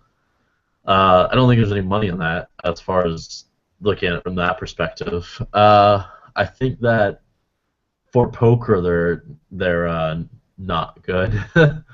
I mean, for poker players, they're just for sure not good. I mean, they must have made everyone better.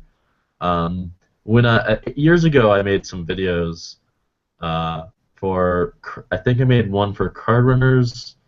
I made a couple for Poker Strategy also. I think that I probably shouldn't have made them, actually, because, again, the Pareto principle, it's more and more difficult to get better at things, and poker's a game that if you have definitively figured something out, and it's not something that people can easily figure out themselves, then you shouldn't share it, probably, if you can make more money than, whatever your coaching fees are. And then, to get better and better, you're going to have to put more and more effort into. In addition, the value of that information actually would go down just because it wouldn't go down just because of how hard it is. It would go up in terms of how hard it is to get and how many people would have access to do it, but it would go down because the stakes of the games would remain the same and the games would be more competitive, I think. I haven't thought of exactly how to assess the value of the information, but I think that's important. Okay, so getting back to your question, I think they're definitely bad for poker. There's no question about that. I don't think making videos is very smart for people who are good. Definitely, certainly in this day and age. If you've really solved a game, I mean, I don't think you should share a simple version of what you figured out. That kind of seems the trend with the PLO lately. Obviously, on Run It Once, there's all these regs. I'm getting heated now. I'm gonna start swearing. I get to talk about this, but all these regs are now making these videos a PLO on Run It Once. It doesn't make sense. Now there's just more. They just all keep doing it now, and I can't understand. They forgot what happened with No Limit. And now I just don't understand. Why the fuck? I don't understand. And obviously, some of those guys are my friends. I have them on podcasts all the time, Isle Jerome and Jay Nandez. But I don't know. It kind of blows my mind that so many people are starting to do it. Well, they don't. Well, it's like the kind of thing that over time will cost them money, but it's not something that will cost them money tomorrow. So, and they don't look at it in terms of. They don't look at it in terms. Well, I think there's a few reasons why. I think firstly, these guys, they want recognition. They want people to see, to see that they're good at PLO and see the videos. That's what I was thinking when I made videos. Was wow, cool, making a video at PLO on a training site's awesome. when I first did it, and it was kind of cool, yeah, but I don't think it was as cool as what it ultimately cost me in terms of equity. Certainly, if no one else, if you know, certainly didn't cost me nearly as much as what it did down the line. If like no one else, I don't know how to say this right. It didn't cost me nearly as much as it did down the line if went for like all the videos, all the people making, sharing all the. It didn't cost me as much as the information being shared down the line, I think is how to say it.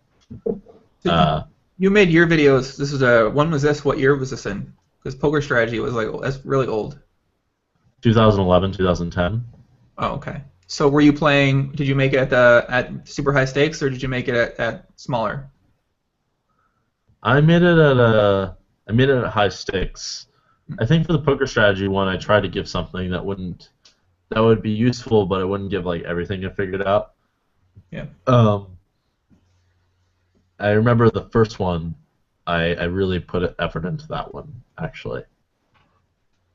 I put effort into both of them really, but I shared almost as much as I could for the first one. Yeah. Or not? No, that's not even true. I shared a lot. Shared like 75%, something like that. Well, okay. So another question we got to get to is the new thing that's taken over the Heads Up Nolent world, which is power rankings. Everyone's got a power ranking. Clink's got a power ranking. My boy TC from the UV, he's got his power rankings. WCG gave like 1 or 2, and now he hasn't really gone back on the issue. What is the Jungleman power rankings for the Heads Up? You're like fluctuating. You're like ranked 10th in some list. You're like, and whenever you're ranked 10th, you're always like, all right, I'll crossbook versus anybody above me. Let's play. Get them to play me. I want to fucking climb the rankings. I love it. You want to fight for your spot. I like that. What's your Heads Up power rankings? Let's get a top 5. Let's get, if you think we can do a 7 or 8, let's get a top 8. What is it? What are we at here? Let's see. I don't think I want to give in like a precise order. Sure. I could give like a top 5 in my opinion. Okay. I think Doug's very good. He says he's the best. He might be the best. That's certainly a real possibility. I think he's certainly top 5. You know what? I think he's probably I think he's very, very likely top 5. Let's put it. No, he like almost has to be. Never mind. I'll take that back. I'm scared of like. I think I'm top 5. I think KB's really good. KB's really smart too. Let's see who else. KB's running hot as fuck lately versus me though. Pissing me off. KB? Huh? Who is KB? Wouter. I don't even. No, his name is KB on 2+2. His name is KBDF on Stars, I think. Oh, okay, KB and 2+2. Shout out to KB. What's up? Yeah. So we got Jungleman, WCG Rider, Ike Haxton, and KB. Yeah. I think those would have to be in the top 4 for sure. And then let's see, who would be number 5? Are we talking strictly no limit cash? Clink. Oh yeah.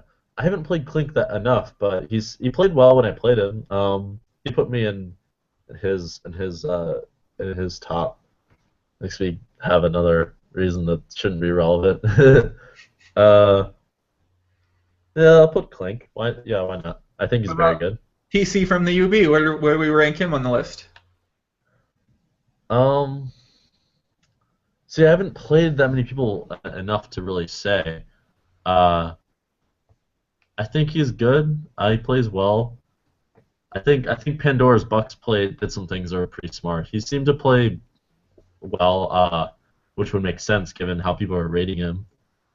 See, Dino does some smart stuff, even though there's some stuff that he does that's clearly incorrect. Like the Swedish guys. I don't know. They do some stuff that I just don't like at all, and then they do some stuff that's pretty smart that nobody does, in my opinion. So I think they're good in a certain way. Who else? Nicholas was good when I played him. Nicholas Heinecker. He's Reagan 70. Yeah. Okay. What He's about Sauce? Sauce? Yeah, Go Sauce. ahead. What Sauce? Sauce and KB have sort of similar. I would say they have sort of similar approaches in a way. In a way, they have sort of similar approaches. Both of them are trying to do some kind of GTO stuff, and I think both appear to have like the correct approach towards GTO. I think, but I do think KB's approach is better than Sauce's. Interesting. Somebody, so OTB Red Baron, he's someone that's kind of been coming up the ranks recently. Does he play much heads up? Do you play him heads up? I played him a couple times in Sit and Goes. I think he plays well. He's done some stuff that's certainly not GTO. But he's one of these. He actually was one of the guys where I played against him, and I think I haven't really seen him do anything that I thought was definitively stupid, which is unique. I think there's always something that someone does, and I think, oh, this can't be right. But his style seems like pretty smart, and I think he plays well. He also seems kind of nitty with his game selection. I don't really see him like battling that much, and the people he battles aren't like. It doesn't seem like he plays like serious contenders to be like the best no limit player or anything like that. It seems like he's always playing someone who he for sure has an edge against, or he just really thinks he's a favorite, or is like barely like testing himself or whatever. That's my impression, though. I could be wrong. I don't know him well. I don't know that guy. He started. He started a thread on 2+2 a long time ago, where the title was destroying 500 NL Zoom and beyond or something like that. So he made a thread in the goals and challenges forum where he was playing 2-5 Zoom, and now he's playing and then that thread's epic because it just kind of it's his rise through the world, and now he's crushing he's pretty much crushing most stakes that he plays. So it's a pretty impressive story. But that's that's probably why I would imagine I think he's still a bit newer to those stakes. I mean, he's been playing the stakes for a bit, but he's not he's been playing for 4 to 5 years, so that might be why he has that little bit nittier game selection at the current moment in time. Yeah, that could be why. I mean, I've never really seen him even battle that much at 2050. And based on how he was writing in that topic, he sounds like someone who seems really level-headed and isn't really in it for the ego. I've never seen any display of ego from that guy, just not at all. And the way he talks just seems very rational. Interesting. I didn't read it very much, so what can I say? Okay, so another popular topic was the Daniel Negreanu thing, where he was talking about how he could beat, 5K NL with 2 weeks. I don't fucking know what exactly it was. It was 2 weeks of training, or I don't know. The bet's changed obviously since that point. Did you read about that? I think Doug actually just posted. I think I saw Jason put something on Twitter and I retweeted it, but I didn't get a chance to read the whole thing. And it was about Doug's opinion on that whole entire subject. But what are your thoughts on that? So Daniel Negreanu said he could beat 20x50 plus. He'd bet $1 million on it with 2 weeks or something like that. Well, I know this bet's not going to happen. That's one thing I know about that bet. I think that if he didn't have help, he would not beat it for sure. But if he did have help, then it's I don't know, maybe. I could see it happening. I feel like, you know what, I've seen a lot of these bets go down. It always seems like the guy who's trying to do something, they bet money against him, and he just ends up doing it. That's what seems to happen so much of the time for these stupid bets. So that tempts me for just taking his side if he can get help. If he can't get help, he won't do it, I think. That's my opinion. I'm pretty sure he could get help from some guy who plays. People are going to be willing to help him out because they're probably either. I mean, you think a guy like Ike, I assume Ike probably would help him because they're both Pokerstars guys. They're probably friendly. I'm sure. I mean, Daniel Grau's got a lot of friends. He's good at making friends, so I'm pretty sure that he could get help from. I mean, either with help. Obviously, I don't think the bet's. I think there's a 0% chance the bet's going to happen. I think there's no way it's going to happen. But if he did get help, I don't think he'd do it unless he did it at Zoom, because Zoom there would be people taking shots in the game. But if he did it at a 6-max non-Zoom table, it would just be some of the best players for the most part. Yeah, Zoom would be better actually. Yeah, I think Zoom would definitely be better. I think he could get help, sure, but I don't know. I don't know what quality of help he could get. I actually don't know if Ike would help him. Based on what I know about Ike, I don't think he's like exceptionally friendly, but I don't know. Yeah, we'd have to get like really good help, and then be very devoted to it. And it depends on exactly the terms of the bets. Yeah, it depends. I mean, like you could have a term where he just like can't like get coaching, something like that. But I think that won't be a term if it ever went down. I know it won't go down though. I mean, I think Negreanu told me himself he doesn't care about this kind of stuff really. He just kind of does it to kind of just fucking do it. I think at this point, I think he knows. He probably understands that whatever he says gets such a reaction one way or the other that he probably just says something sometimes, doesn't even really mean to say it, and then all of a sudden it turns into a totally bigger story than it was meant to be, and then we're in 2+2 NVG threat forum, and it's the main story for a month or 2 months in there. So. You know what? I actually don't think he really even has that much of an agenda. I think he just like says things because he wants to say them. I think he's just like he's living the good life, and he just like doesn't even have to worry about anything anymore. That's what I think. Yeah, I think so. So do you? Okay, so I've been drinking. Obviously, I got to go to the bathroom. But when I go to the bathroom, a big common thing on here. We talk about the pee bottles. Are you a avid pee bottler? Do you like to pee in the bottle? Do you think it plus EV to go pee in a bottle, or do you think does your girlfriend think it's gross and you're not allowed to do it? You mean pee in the bottle while I'm like here playing, or like I don't understand. Okay, so let's say, for instance, you're in an intense 4-tabling match with Isildur. This might be a year or 2 ago, or maybe it's recently, or maybe it's now. You're in a big hand. The bathroom is over there. You can't be bothered to go to the bathroom. You don't want to sit out. Do you just take the bottle and go pee in the bottle? My girlfriend's flashing a light over here. I go to the bathroom. I mean, I don't like.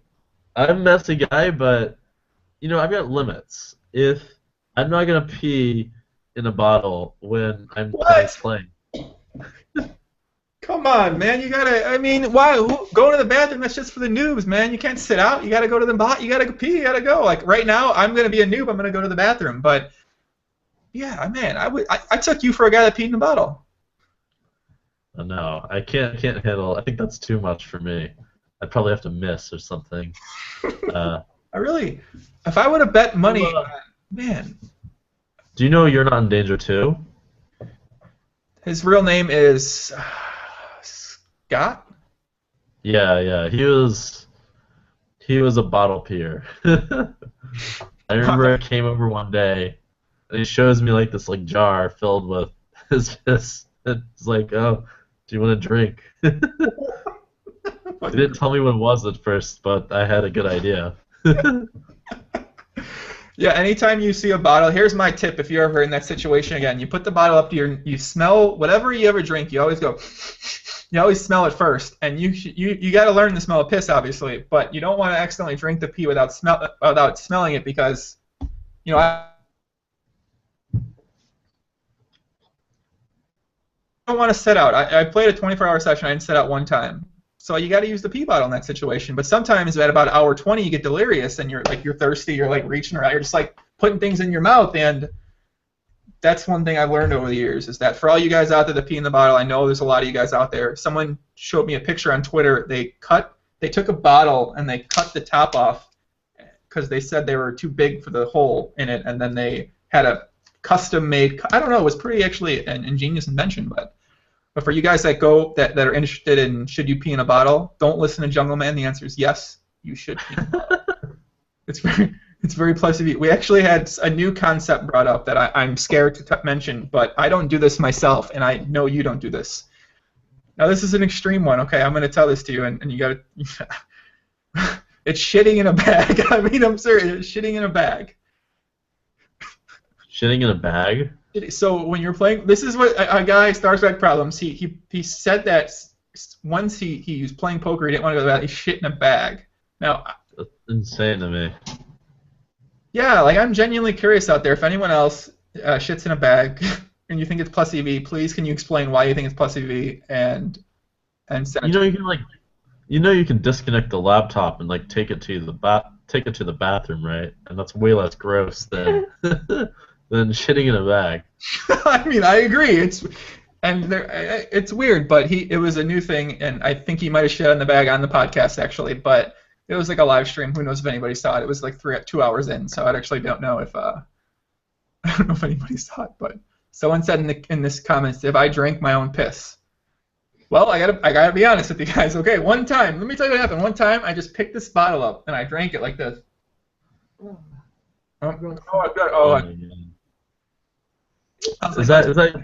This is pineapple juice for the record, but I put it in my mouth and I was like, oh fuck, and then I kind of spit it out, and yeah, that's it. That's all I got. I'm never talking about that story again. But yeah, it happens, So every time it happens. So I'm gonna give you a question. I really have to go to the bathroom. So I'm gonna give you a question that someone has in the chat. Can you ask Jungle about spin and goes? Do you even know about spin and goes? I know they exist. That's all I know about them. Yeah. Someone was telling me. J-Mo was telling me he's playing like these $30 spin and goes, and I was asking him why the fuck are you playing $30 spin and goes? I don't know anything about them. I don't even know what they are. He told me there were hyper turbos that they're like multi-table. I don't understand what the difference is between them and hyper turbos. Yeah, I don't personally know much about them, so I can't really comment on them, but.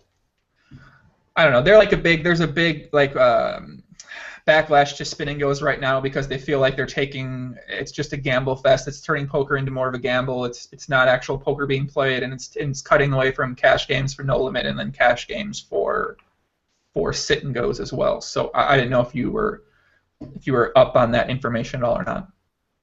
Oh, I'm not really, but I understand that they only go up to $30, right? Right. I think that's what the max is right now. I imagine in the future they're probably, if the popularity keeps increasing, I think that's going to tail off. I think there's going to be players who deposit on the site because the advertising I think is really geared towards spin and goes right now as far as marketing goes. And they're going to come on the site. They're going to realize spin and goes. They're going to get bored because I can't imagine these things you're going to like poker and you want to just do spin and goes. It's like a lottery turbo, hyper turbo sort of thing. So. I think right now the backlash is really heavy, but eventually it'll kind of subside and maybe go back to some type of not that feeling or sort of thing. So. Well, it does seem like people are playing more like higher and higher variance games in general at poker. Like one thing that has been people are playing a lot in like in the Vegas scene, at least when I was at the World Series, is open face pineapple. Have you ever played that? That's you get two. Is that the two boards and you can switch one, or is that a different one? You get 5 cards. You get 5 cards to start. You play like open face poker, but you get 3 cards and you use 2 of them. Oh yeah, like I played that Brian Hastings. When I was at his house, he's like, "Do you want to play this game versus me?" I'm like, no. He's $1 a point. I'm like, okay. And then I lost a bunch of money. I'm like, I'm never playing this game again. Fuck this shit.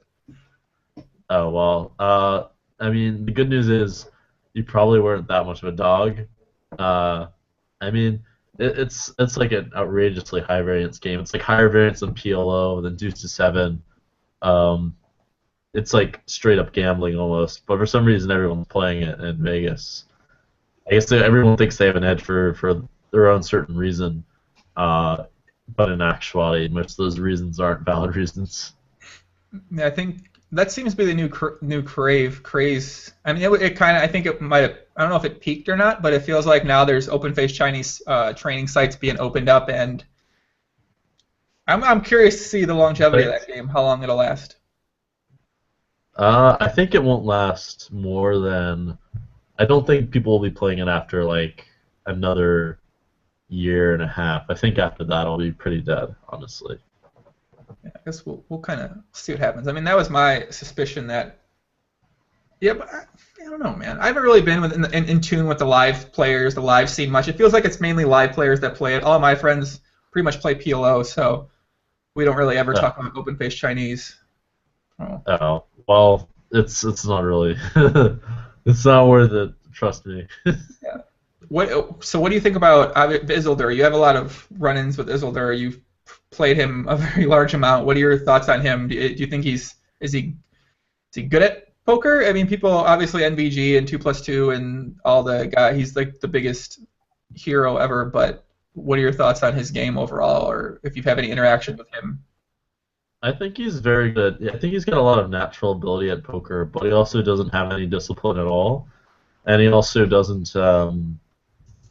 He doesn't game select at all. He plays like these specialists who sat there and studied the game like, for their like entire lives practically, or just who like those '08 guys, for example, who know '08 so well, and he just plays those guys.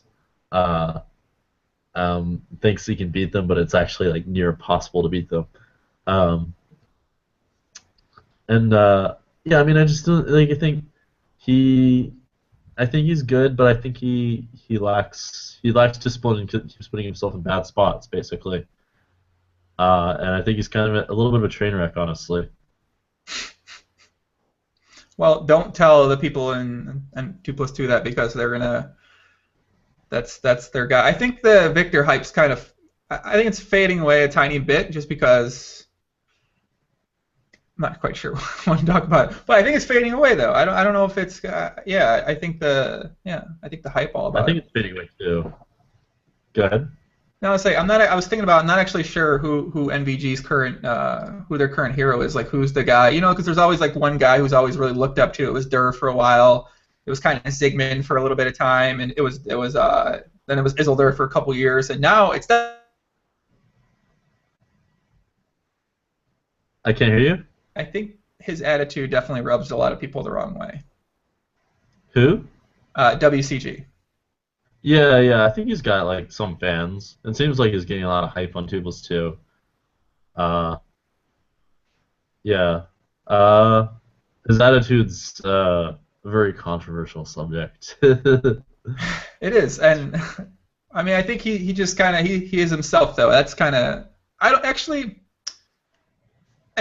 think he's as outlandish as he some of these comments that he's known for, like in some of the things he says. He's not actually really like that in real life for the most part. I mean, I think Doug's got a. That's what kind of we did a couple episodes together of a podcast maybe back in like March or April or something like that, and that was one of the reasons why I thought he was getting a really bad rep in terms of the way people viewed him online, and he wasn't really. That's not the kind of person he is. I think he's a pretty cool guy. I think he's a pretty nice guy, and I wanted people to kind of see that side of him. So, I mean, would you agree on that assessment of him?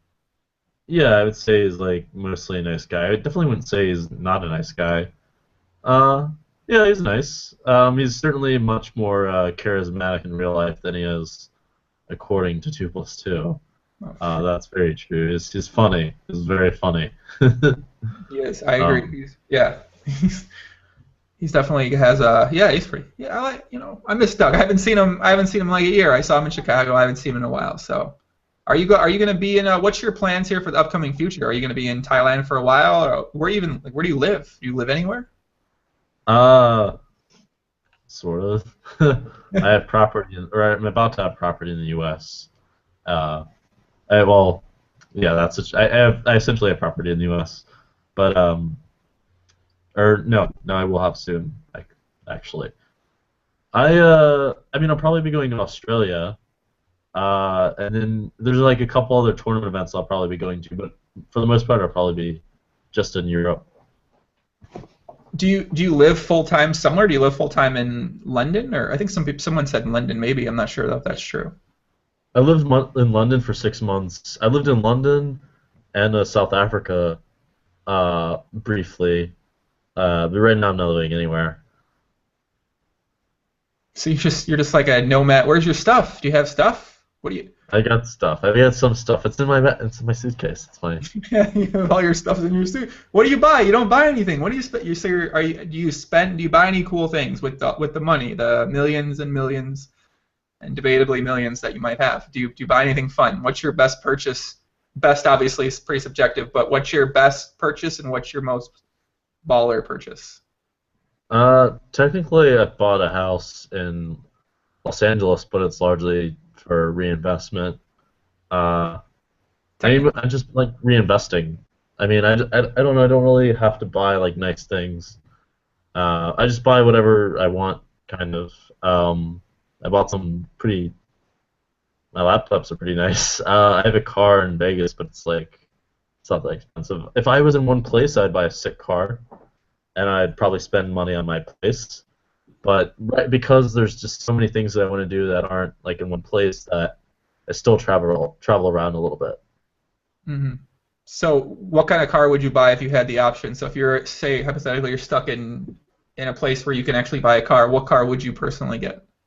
I would want to get like a 4-door like supercar of some sort. Like the new BMW looks really sick. I don't know how much that is. I think I might get that, but I'd also look at like some Maseratis or something. What's the BMW 4-door? What car is that? Is it a 4-door or a 2-door? It's a 2-door, but it has 4 seats. I don't want a 4. I could get a 4-door actually, or maybe a Mercedes. I don't know. I'd have to look around. What kind of car would your girlfriend want you to buy? She likes a Lamborghini. I like Lamborghinis a lot too. I would want to get the Aventador, but I would probably get it like used. I think spending $500K on a car is kind of insane, unless you have like a truly outrageous amount of money, like so outrageous. Yeah, that's one of my favorite cars. But the only thing is, it's two seats, so you can like rarely ever use it. Like if you ever have like friends or anything, you like can't take them anywhere because your car has 2 seats. That's true. I imagine you probably have a lot of friends visiting and a lot of people you know kind of hanging around or coming in town and stuff like that. When I'm in the U.S., yes. It depends on where I am for Europe. Yeah, just greatly depends. If I go somewhere for a tournament, I don't usually have too many friends visit exactly, but I go out with them sometimes, that kind of thing. So what do you spend most of your time now when you're in a stop or when you're at a tournament or when you're like in the Thailand right now? I guess Manila. I'm not actually sure if that's the same thing, but do you spend a lot of time? Do you and your girlfriend hang out a lot? Yeah. I spend a lot of time just, I guess you could say, working. I can't hear you. Sorry. No, it's okay. No, I was gonna say, what do you spend your time doing when you're at a stop, when you're traveling or when you're in a new place? Are you always with your girlfriend? I'm with her a lot of the time these days. It depends on where I am. If it's a new place, like in Manila, we plan on doing a few things. Like we're gonna see a city tour. We saw the aquarium here, but it was like kind of special. Yeah, I want to see the city and maybe some volcanoes or some stuff. Oh yeah, we saw some midgets boxing the other day. Or actually, I did. She was too sleepy. Did you find any of those pictures on Facebook of midget boxing?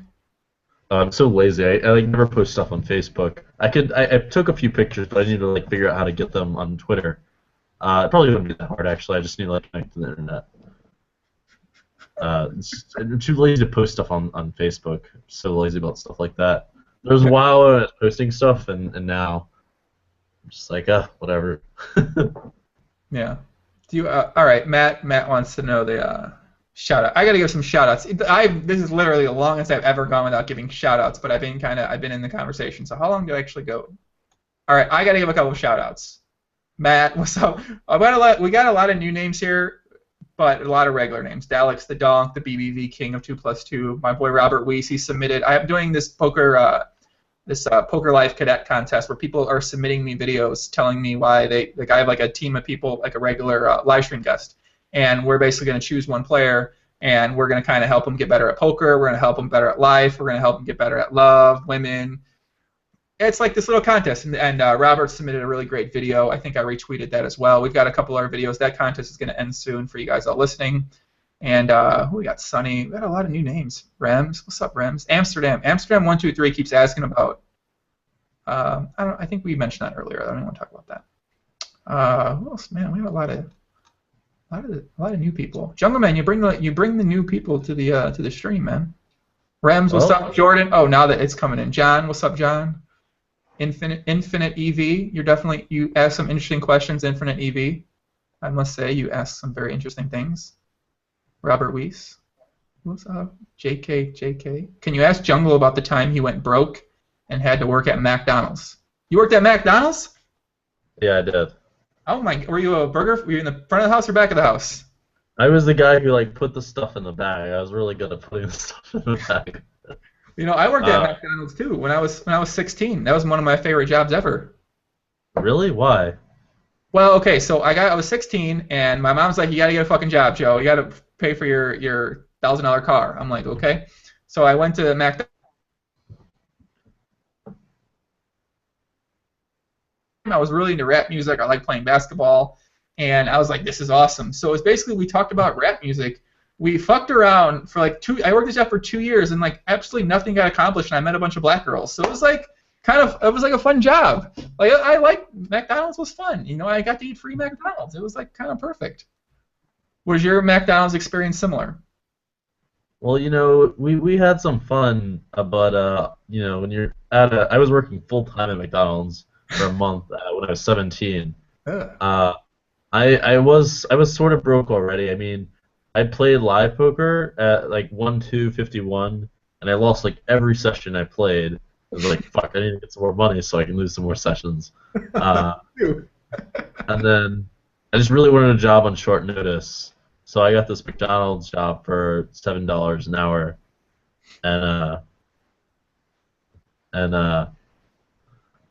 yeah, I had it for 1 month, and you know we joked around and stuff, but 8 hours a day of McDonald's when you wake up at 8 a.m. makes you start to think about not working, having like a real job that you actually enjoy, because 5 days a week, 8 hours. I think, is that how much I did? It was 40 hours a week.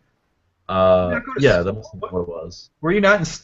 You're 17 years old. Did you quit high school or something? You didn't weren't like learning? It was over the summer. It was over the summer, like before I went to college. Yeah, it was like at first it was fun, but then after a while it got like really brutal. I was sitting there thinking, how the fuck am I? I was planning on doing it while I went to college, and then when I went to college, I realized it was not going to happen. I don't know. I don't understand how people do it. Yeah, it was really brutal. The one thing I remember that it taught me was that I don't want to work at McDonald's. That's the only thing about McDonald's. I think I had a job similar was when I was living in Chicago and in the city, and I was working at this wine bar as a busboy, and they had a at nighttime it was like a regular restaurant turned into a wine bar, and basically my job was I would take the cheese plates to these tables and give them water, and like I'd be working on Friday and Saturday night, and my only objective was to try to make enough money to go to the casino to play live 1-2, where I'd end up losing the money, and then I'd come back to work the next day and try to make back more money and tips, and then do it again.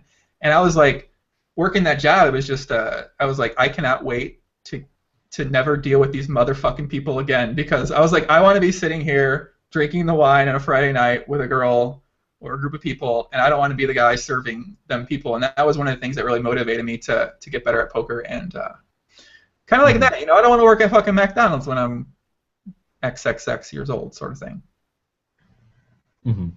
So, I don't know. What's your girlfriend doing over there? Oh, I guess she wants she wants Why you don't like Zero Human Zero? Oh, why don't I like Zero Human Zero? Yes. Do you you're friends with him, right? Yeah. Yeah, they're good friends. Okay, so I'll tell you a story. So I used to play No Limit back in the day, a bunch of years ago, and I played a little bit with him, and I was really bad at No Limit. So I started playing PLO, and debatably I got pretty good at PLO. And when I started playing a little bit higher stakes PLO, Zero Human Zero would try bum hunting me, and he was one of the worst fucking PLO players. I mean, you've seen his graph on High Stakes Data, but he's one of the worst PLO players at the game right now. He was like probably one of the worst regulars at that current period of time. And he kept bum hunting me. It never quite made sense because I was up a lot of money against him at PLO, debatably. And ever since then, me and another friend of mine, we don't like Yohimino, man. He's not a, yeah. That's it. That's all I got. Do you know what bum hunt means? They kept trying to win his money. Okay. He's the best poker player at 6 max cash games. Well, At Jungleman, well, maybe at one point. I don't. Is it? Yeah. He might be now or I don't. He might be really good at like the 5-10 games. I don't know. He told me. He's a nice guy. Anyway. he told you he was the best 6 max no limit cash game player? Yeah. I'm sure many people will disagree with that, but I mean, I'm sure he's good. He's good and he will be the best or something like that. Anyway, he's a nice guy. He is nice. I mean, that's the thing. Whenever you talk about someone in poker, usually most people are nice. Like if you have a chance to sit down and have a conversation with most people, they're going to tend to be pretty nice. And you Romanians, you guys got to stick together. So maybe my opinions changed on him. I'm now a fan of Ohimino. I hope he comes back and plays PLO. I'd love to watch him try again. So I do think that most poker players are actually nice. Most online players are nice. In live poker, you'll meet some real douchebags. It's funny how, like, in live poker, there's like the chance that someone's like actually an asshole, or like, extremely selfish, or like just go way up for some reason. It's kind of strange. why do you think that is? Just because why do you think that is? Obviously you're playing with different types of players than a 2-5 or 1-2 or something like that. So you're dealing with these players at the really high stakes. Do you find that most people or some people there are still pretty kind of assholes? In live poker, I mean, proportionally speaking, there's still more. Relatively speaking, there's more assholes in live poker than there are in online poker. But I think most people are actually nice. I think the reason is because live poker players don't really rely on their like technical skill very much. I think they rely more on their ability to get it into games and their ability to exploit spots by having some kind of angle or whatever, like some kind of sneaky thing. I think that's basically why. Some guys are really nice, actually. Like Freddie Deeb, for example, is really nice, and I think that helps them get into games or whatever. You get like more. Sorry, do you find that you get into a lot of games? I don't get into a lot of games. No one wants to play with me in live poker. Well, that's not true. Not no one. I get into some actually, but people. It seems like being notorious online has really hurt that.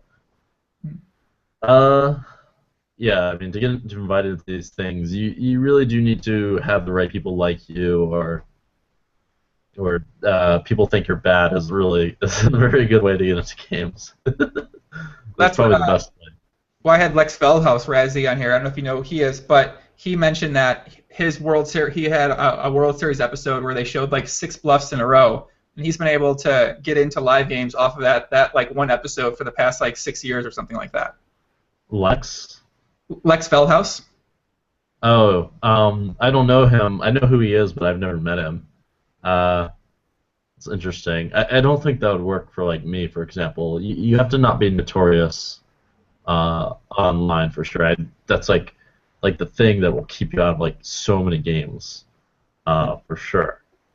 And then a lot of these guys have their own like little unique situation. Like they know like some guys in software companies or whatever. They've got their own little ring of dudes from something non-poker related. There's a lot of weird situations basically.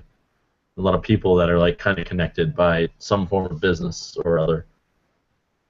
You know, I have an outside the box idea, and you might like this idea. It involves your girlfriend. So you mentioned your girlfriend has friends. What she does is you send your girlfriend's friends out to meet these poker players, the fun recreational players. They become friends with the fun players. They're like, oh, I got this friend. he plays poker, can he come? And they say no, and they're like, well, I don't want to hang out with you anymore. Then they say yes, we'll hang, and then you get to play in the game. Something like that could work. I'd probably need some more girls. That's one thing that would probably help is if you could like hook up those guys with girls. I mean, then I'm sure I know people do that in different ways. I don't know if they do it for poker, but they do it for like business of sorts or something. Mm-hmm. I mean, I'd probably need to know more girls. I know the guys who have like connections to modeling agencies and whatnot. Probably do that. I mentioned earlier, outside the box ideas. You know, this might be one of those ideas that you're gonna look back 2 years from now and you're gonna be like, God, I should have tried that out.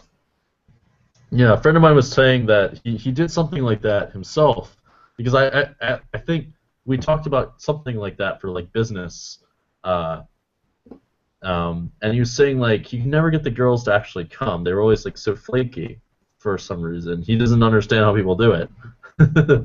Yeah. Well, that's where your girlfriend comes in. She seems like she could attract some females that might be on an attractive, fun type of scale. So she is subject. She does that. You focus on playing poker, and then she gets the girls. And I mean, it's just an idea. You know, I'm tossing an idea out there. You know. Yeah, that's good. Good tossing ideas around. Eventually, one of them's gonna go in the hoop or whatever the right thing is. Exactly. Do you do any freestyle rapping? I cannot rap. The rapping is something that I would need to work on before. Better rapping. We like to do freestyle raps on here sometimes. Maybe we could do or it could be you and your girlfriend as a combination. Maybe your girlfriend just wants to do a freestyle, and then I'll do a freestyle, or she can do a freestyle, I'll do a freestyle, and then she can get one back. I could dance. What'd she say?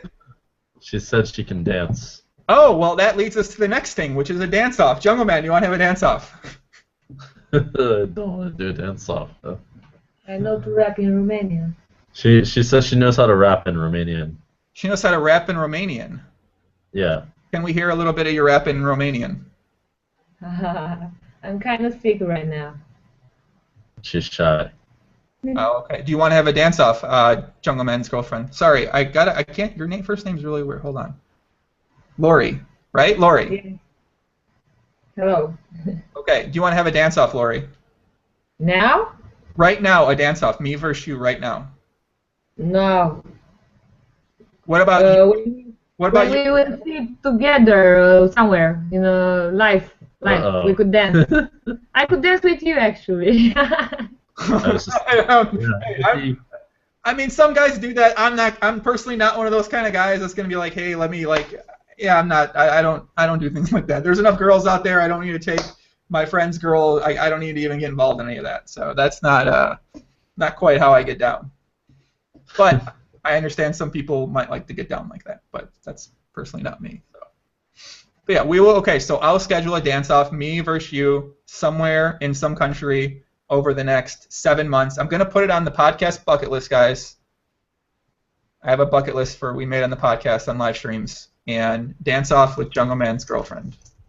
And then come in Romania, and I will invite some friends of mine, and we could dance all.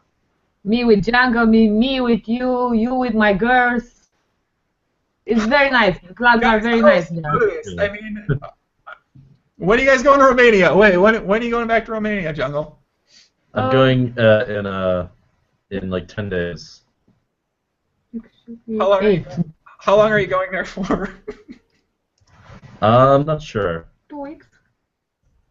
That or more, maybe. Or more. How long should you want? Yeah. Can she give us any proper GTO for dealing with Romanian girls, please? Do you have any strategies with dealing with Romanian girls? I will tell you in private. Okay, thank you. I understand. I like her. She doesn't like to share strategy. She knows that the value of strategy is at a premium, so I appreciate that she has that viewpoint on strategy. In my opinion, it's kind of like it's sort of like how the U.S. was like 30 years ago in terms of dating. being really chivalrous is really nice. Or I mean, being really chivalrous is girls there like being nice. I would say, in general. Even though, whereas like, yeah, I would say the girls like guys who are actually like being chivalrous, nice in that way. But in the whereas in the U.S. they more likely like guys who are a little of a dick. You know what I mean? Mm-hmm. You could say like that, like, hey, I think you are beautiful, you are nice, whatever, and I would like to invite you to a dinner tomorrow. What do you say? It's simple. And maybe bring some flowers, pick the girls from her Or like place. flowers. Yeah. Invite her to a fancy restaurant. Okay, I'm getting some strategy. I appreciate the helps. I appreciate the tips. You know, I may or may not struggle. Okay, cool. We are waiting for you in Romania anyway. What do you think? Huh? What does she think? Do you think I might struggle with women if I was in Romania? I don't think so. What do you think, Lori? You got more. You're officially Romanian. What do you think? I must see you face to face. You are handsome on the camera, but I don't know how tall you are. How do you? I don't know. They like guys that are like, they don't like it if you're short. That's like a pretty big thing. I don't know how tall you are, but he dresses nice. Did you see his Facebook photo? Actually, I was adding you on Facebook. Oh, okay. I'm 6'3", so I'm not sure how much that is in centimeters, but I think it's. Oh, you're gonna be fine. Yeah. We have a lot of tall girls in Romania. Tall. Well, this is what I'm looking for. 5'10", 130 to 120 pounds, knows some good English, maybe plays PLO. If she plays PLO, I'm in. But if she doesn't play PLO, that's fine. I can compromise because one of my dreams is to meet a girl that plays PLO. That's a tough dream. I mean, that's if you've got a hard line on that.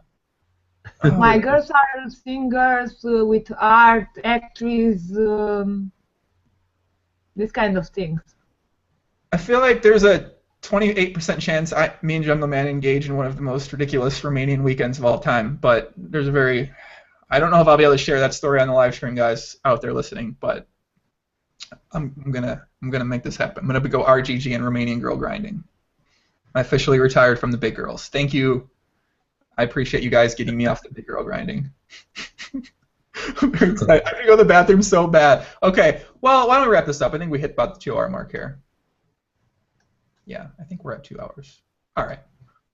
Jungleman, anything else? Anything else on your mind? Anything else you want to talk about? Not specifically, no. Yeah, I think there's going to be a lot of stuff we missed, unfortunately, because it's been all over the place.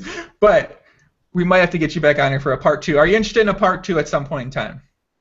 Yeah, I could do a part 2. That's fine. One thing is, I think I'm a little bit busier the next few days. No, it doesn't have to be in the next couple of days. It'll probably be over the next time period or something like that. So. Okay. All right, sounds good. Well, I'll be in touch with you guys. Lori, it was very nice meeting you. Thank you for making an appearance on the podcast. Nice to meet you too. Jungle, thank you. I hope I will see you soon. Okay, bye-bye. Okay, Jungle, I'll see you later. Guys in the live stream, thanks for tuning in. Yeah, be back later this week with another podcast. And follow Facebook, Twitter at Jungleman, at Jungleman Dan on Twitter, correct? Yeah. Okay. That's it. Goodbye, guys. Good luck. Godspeed. Bye. Love you. Peace. Bye. Peace. All right.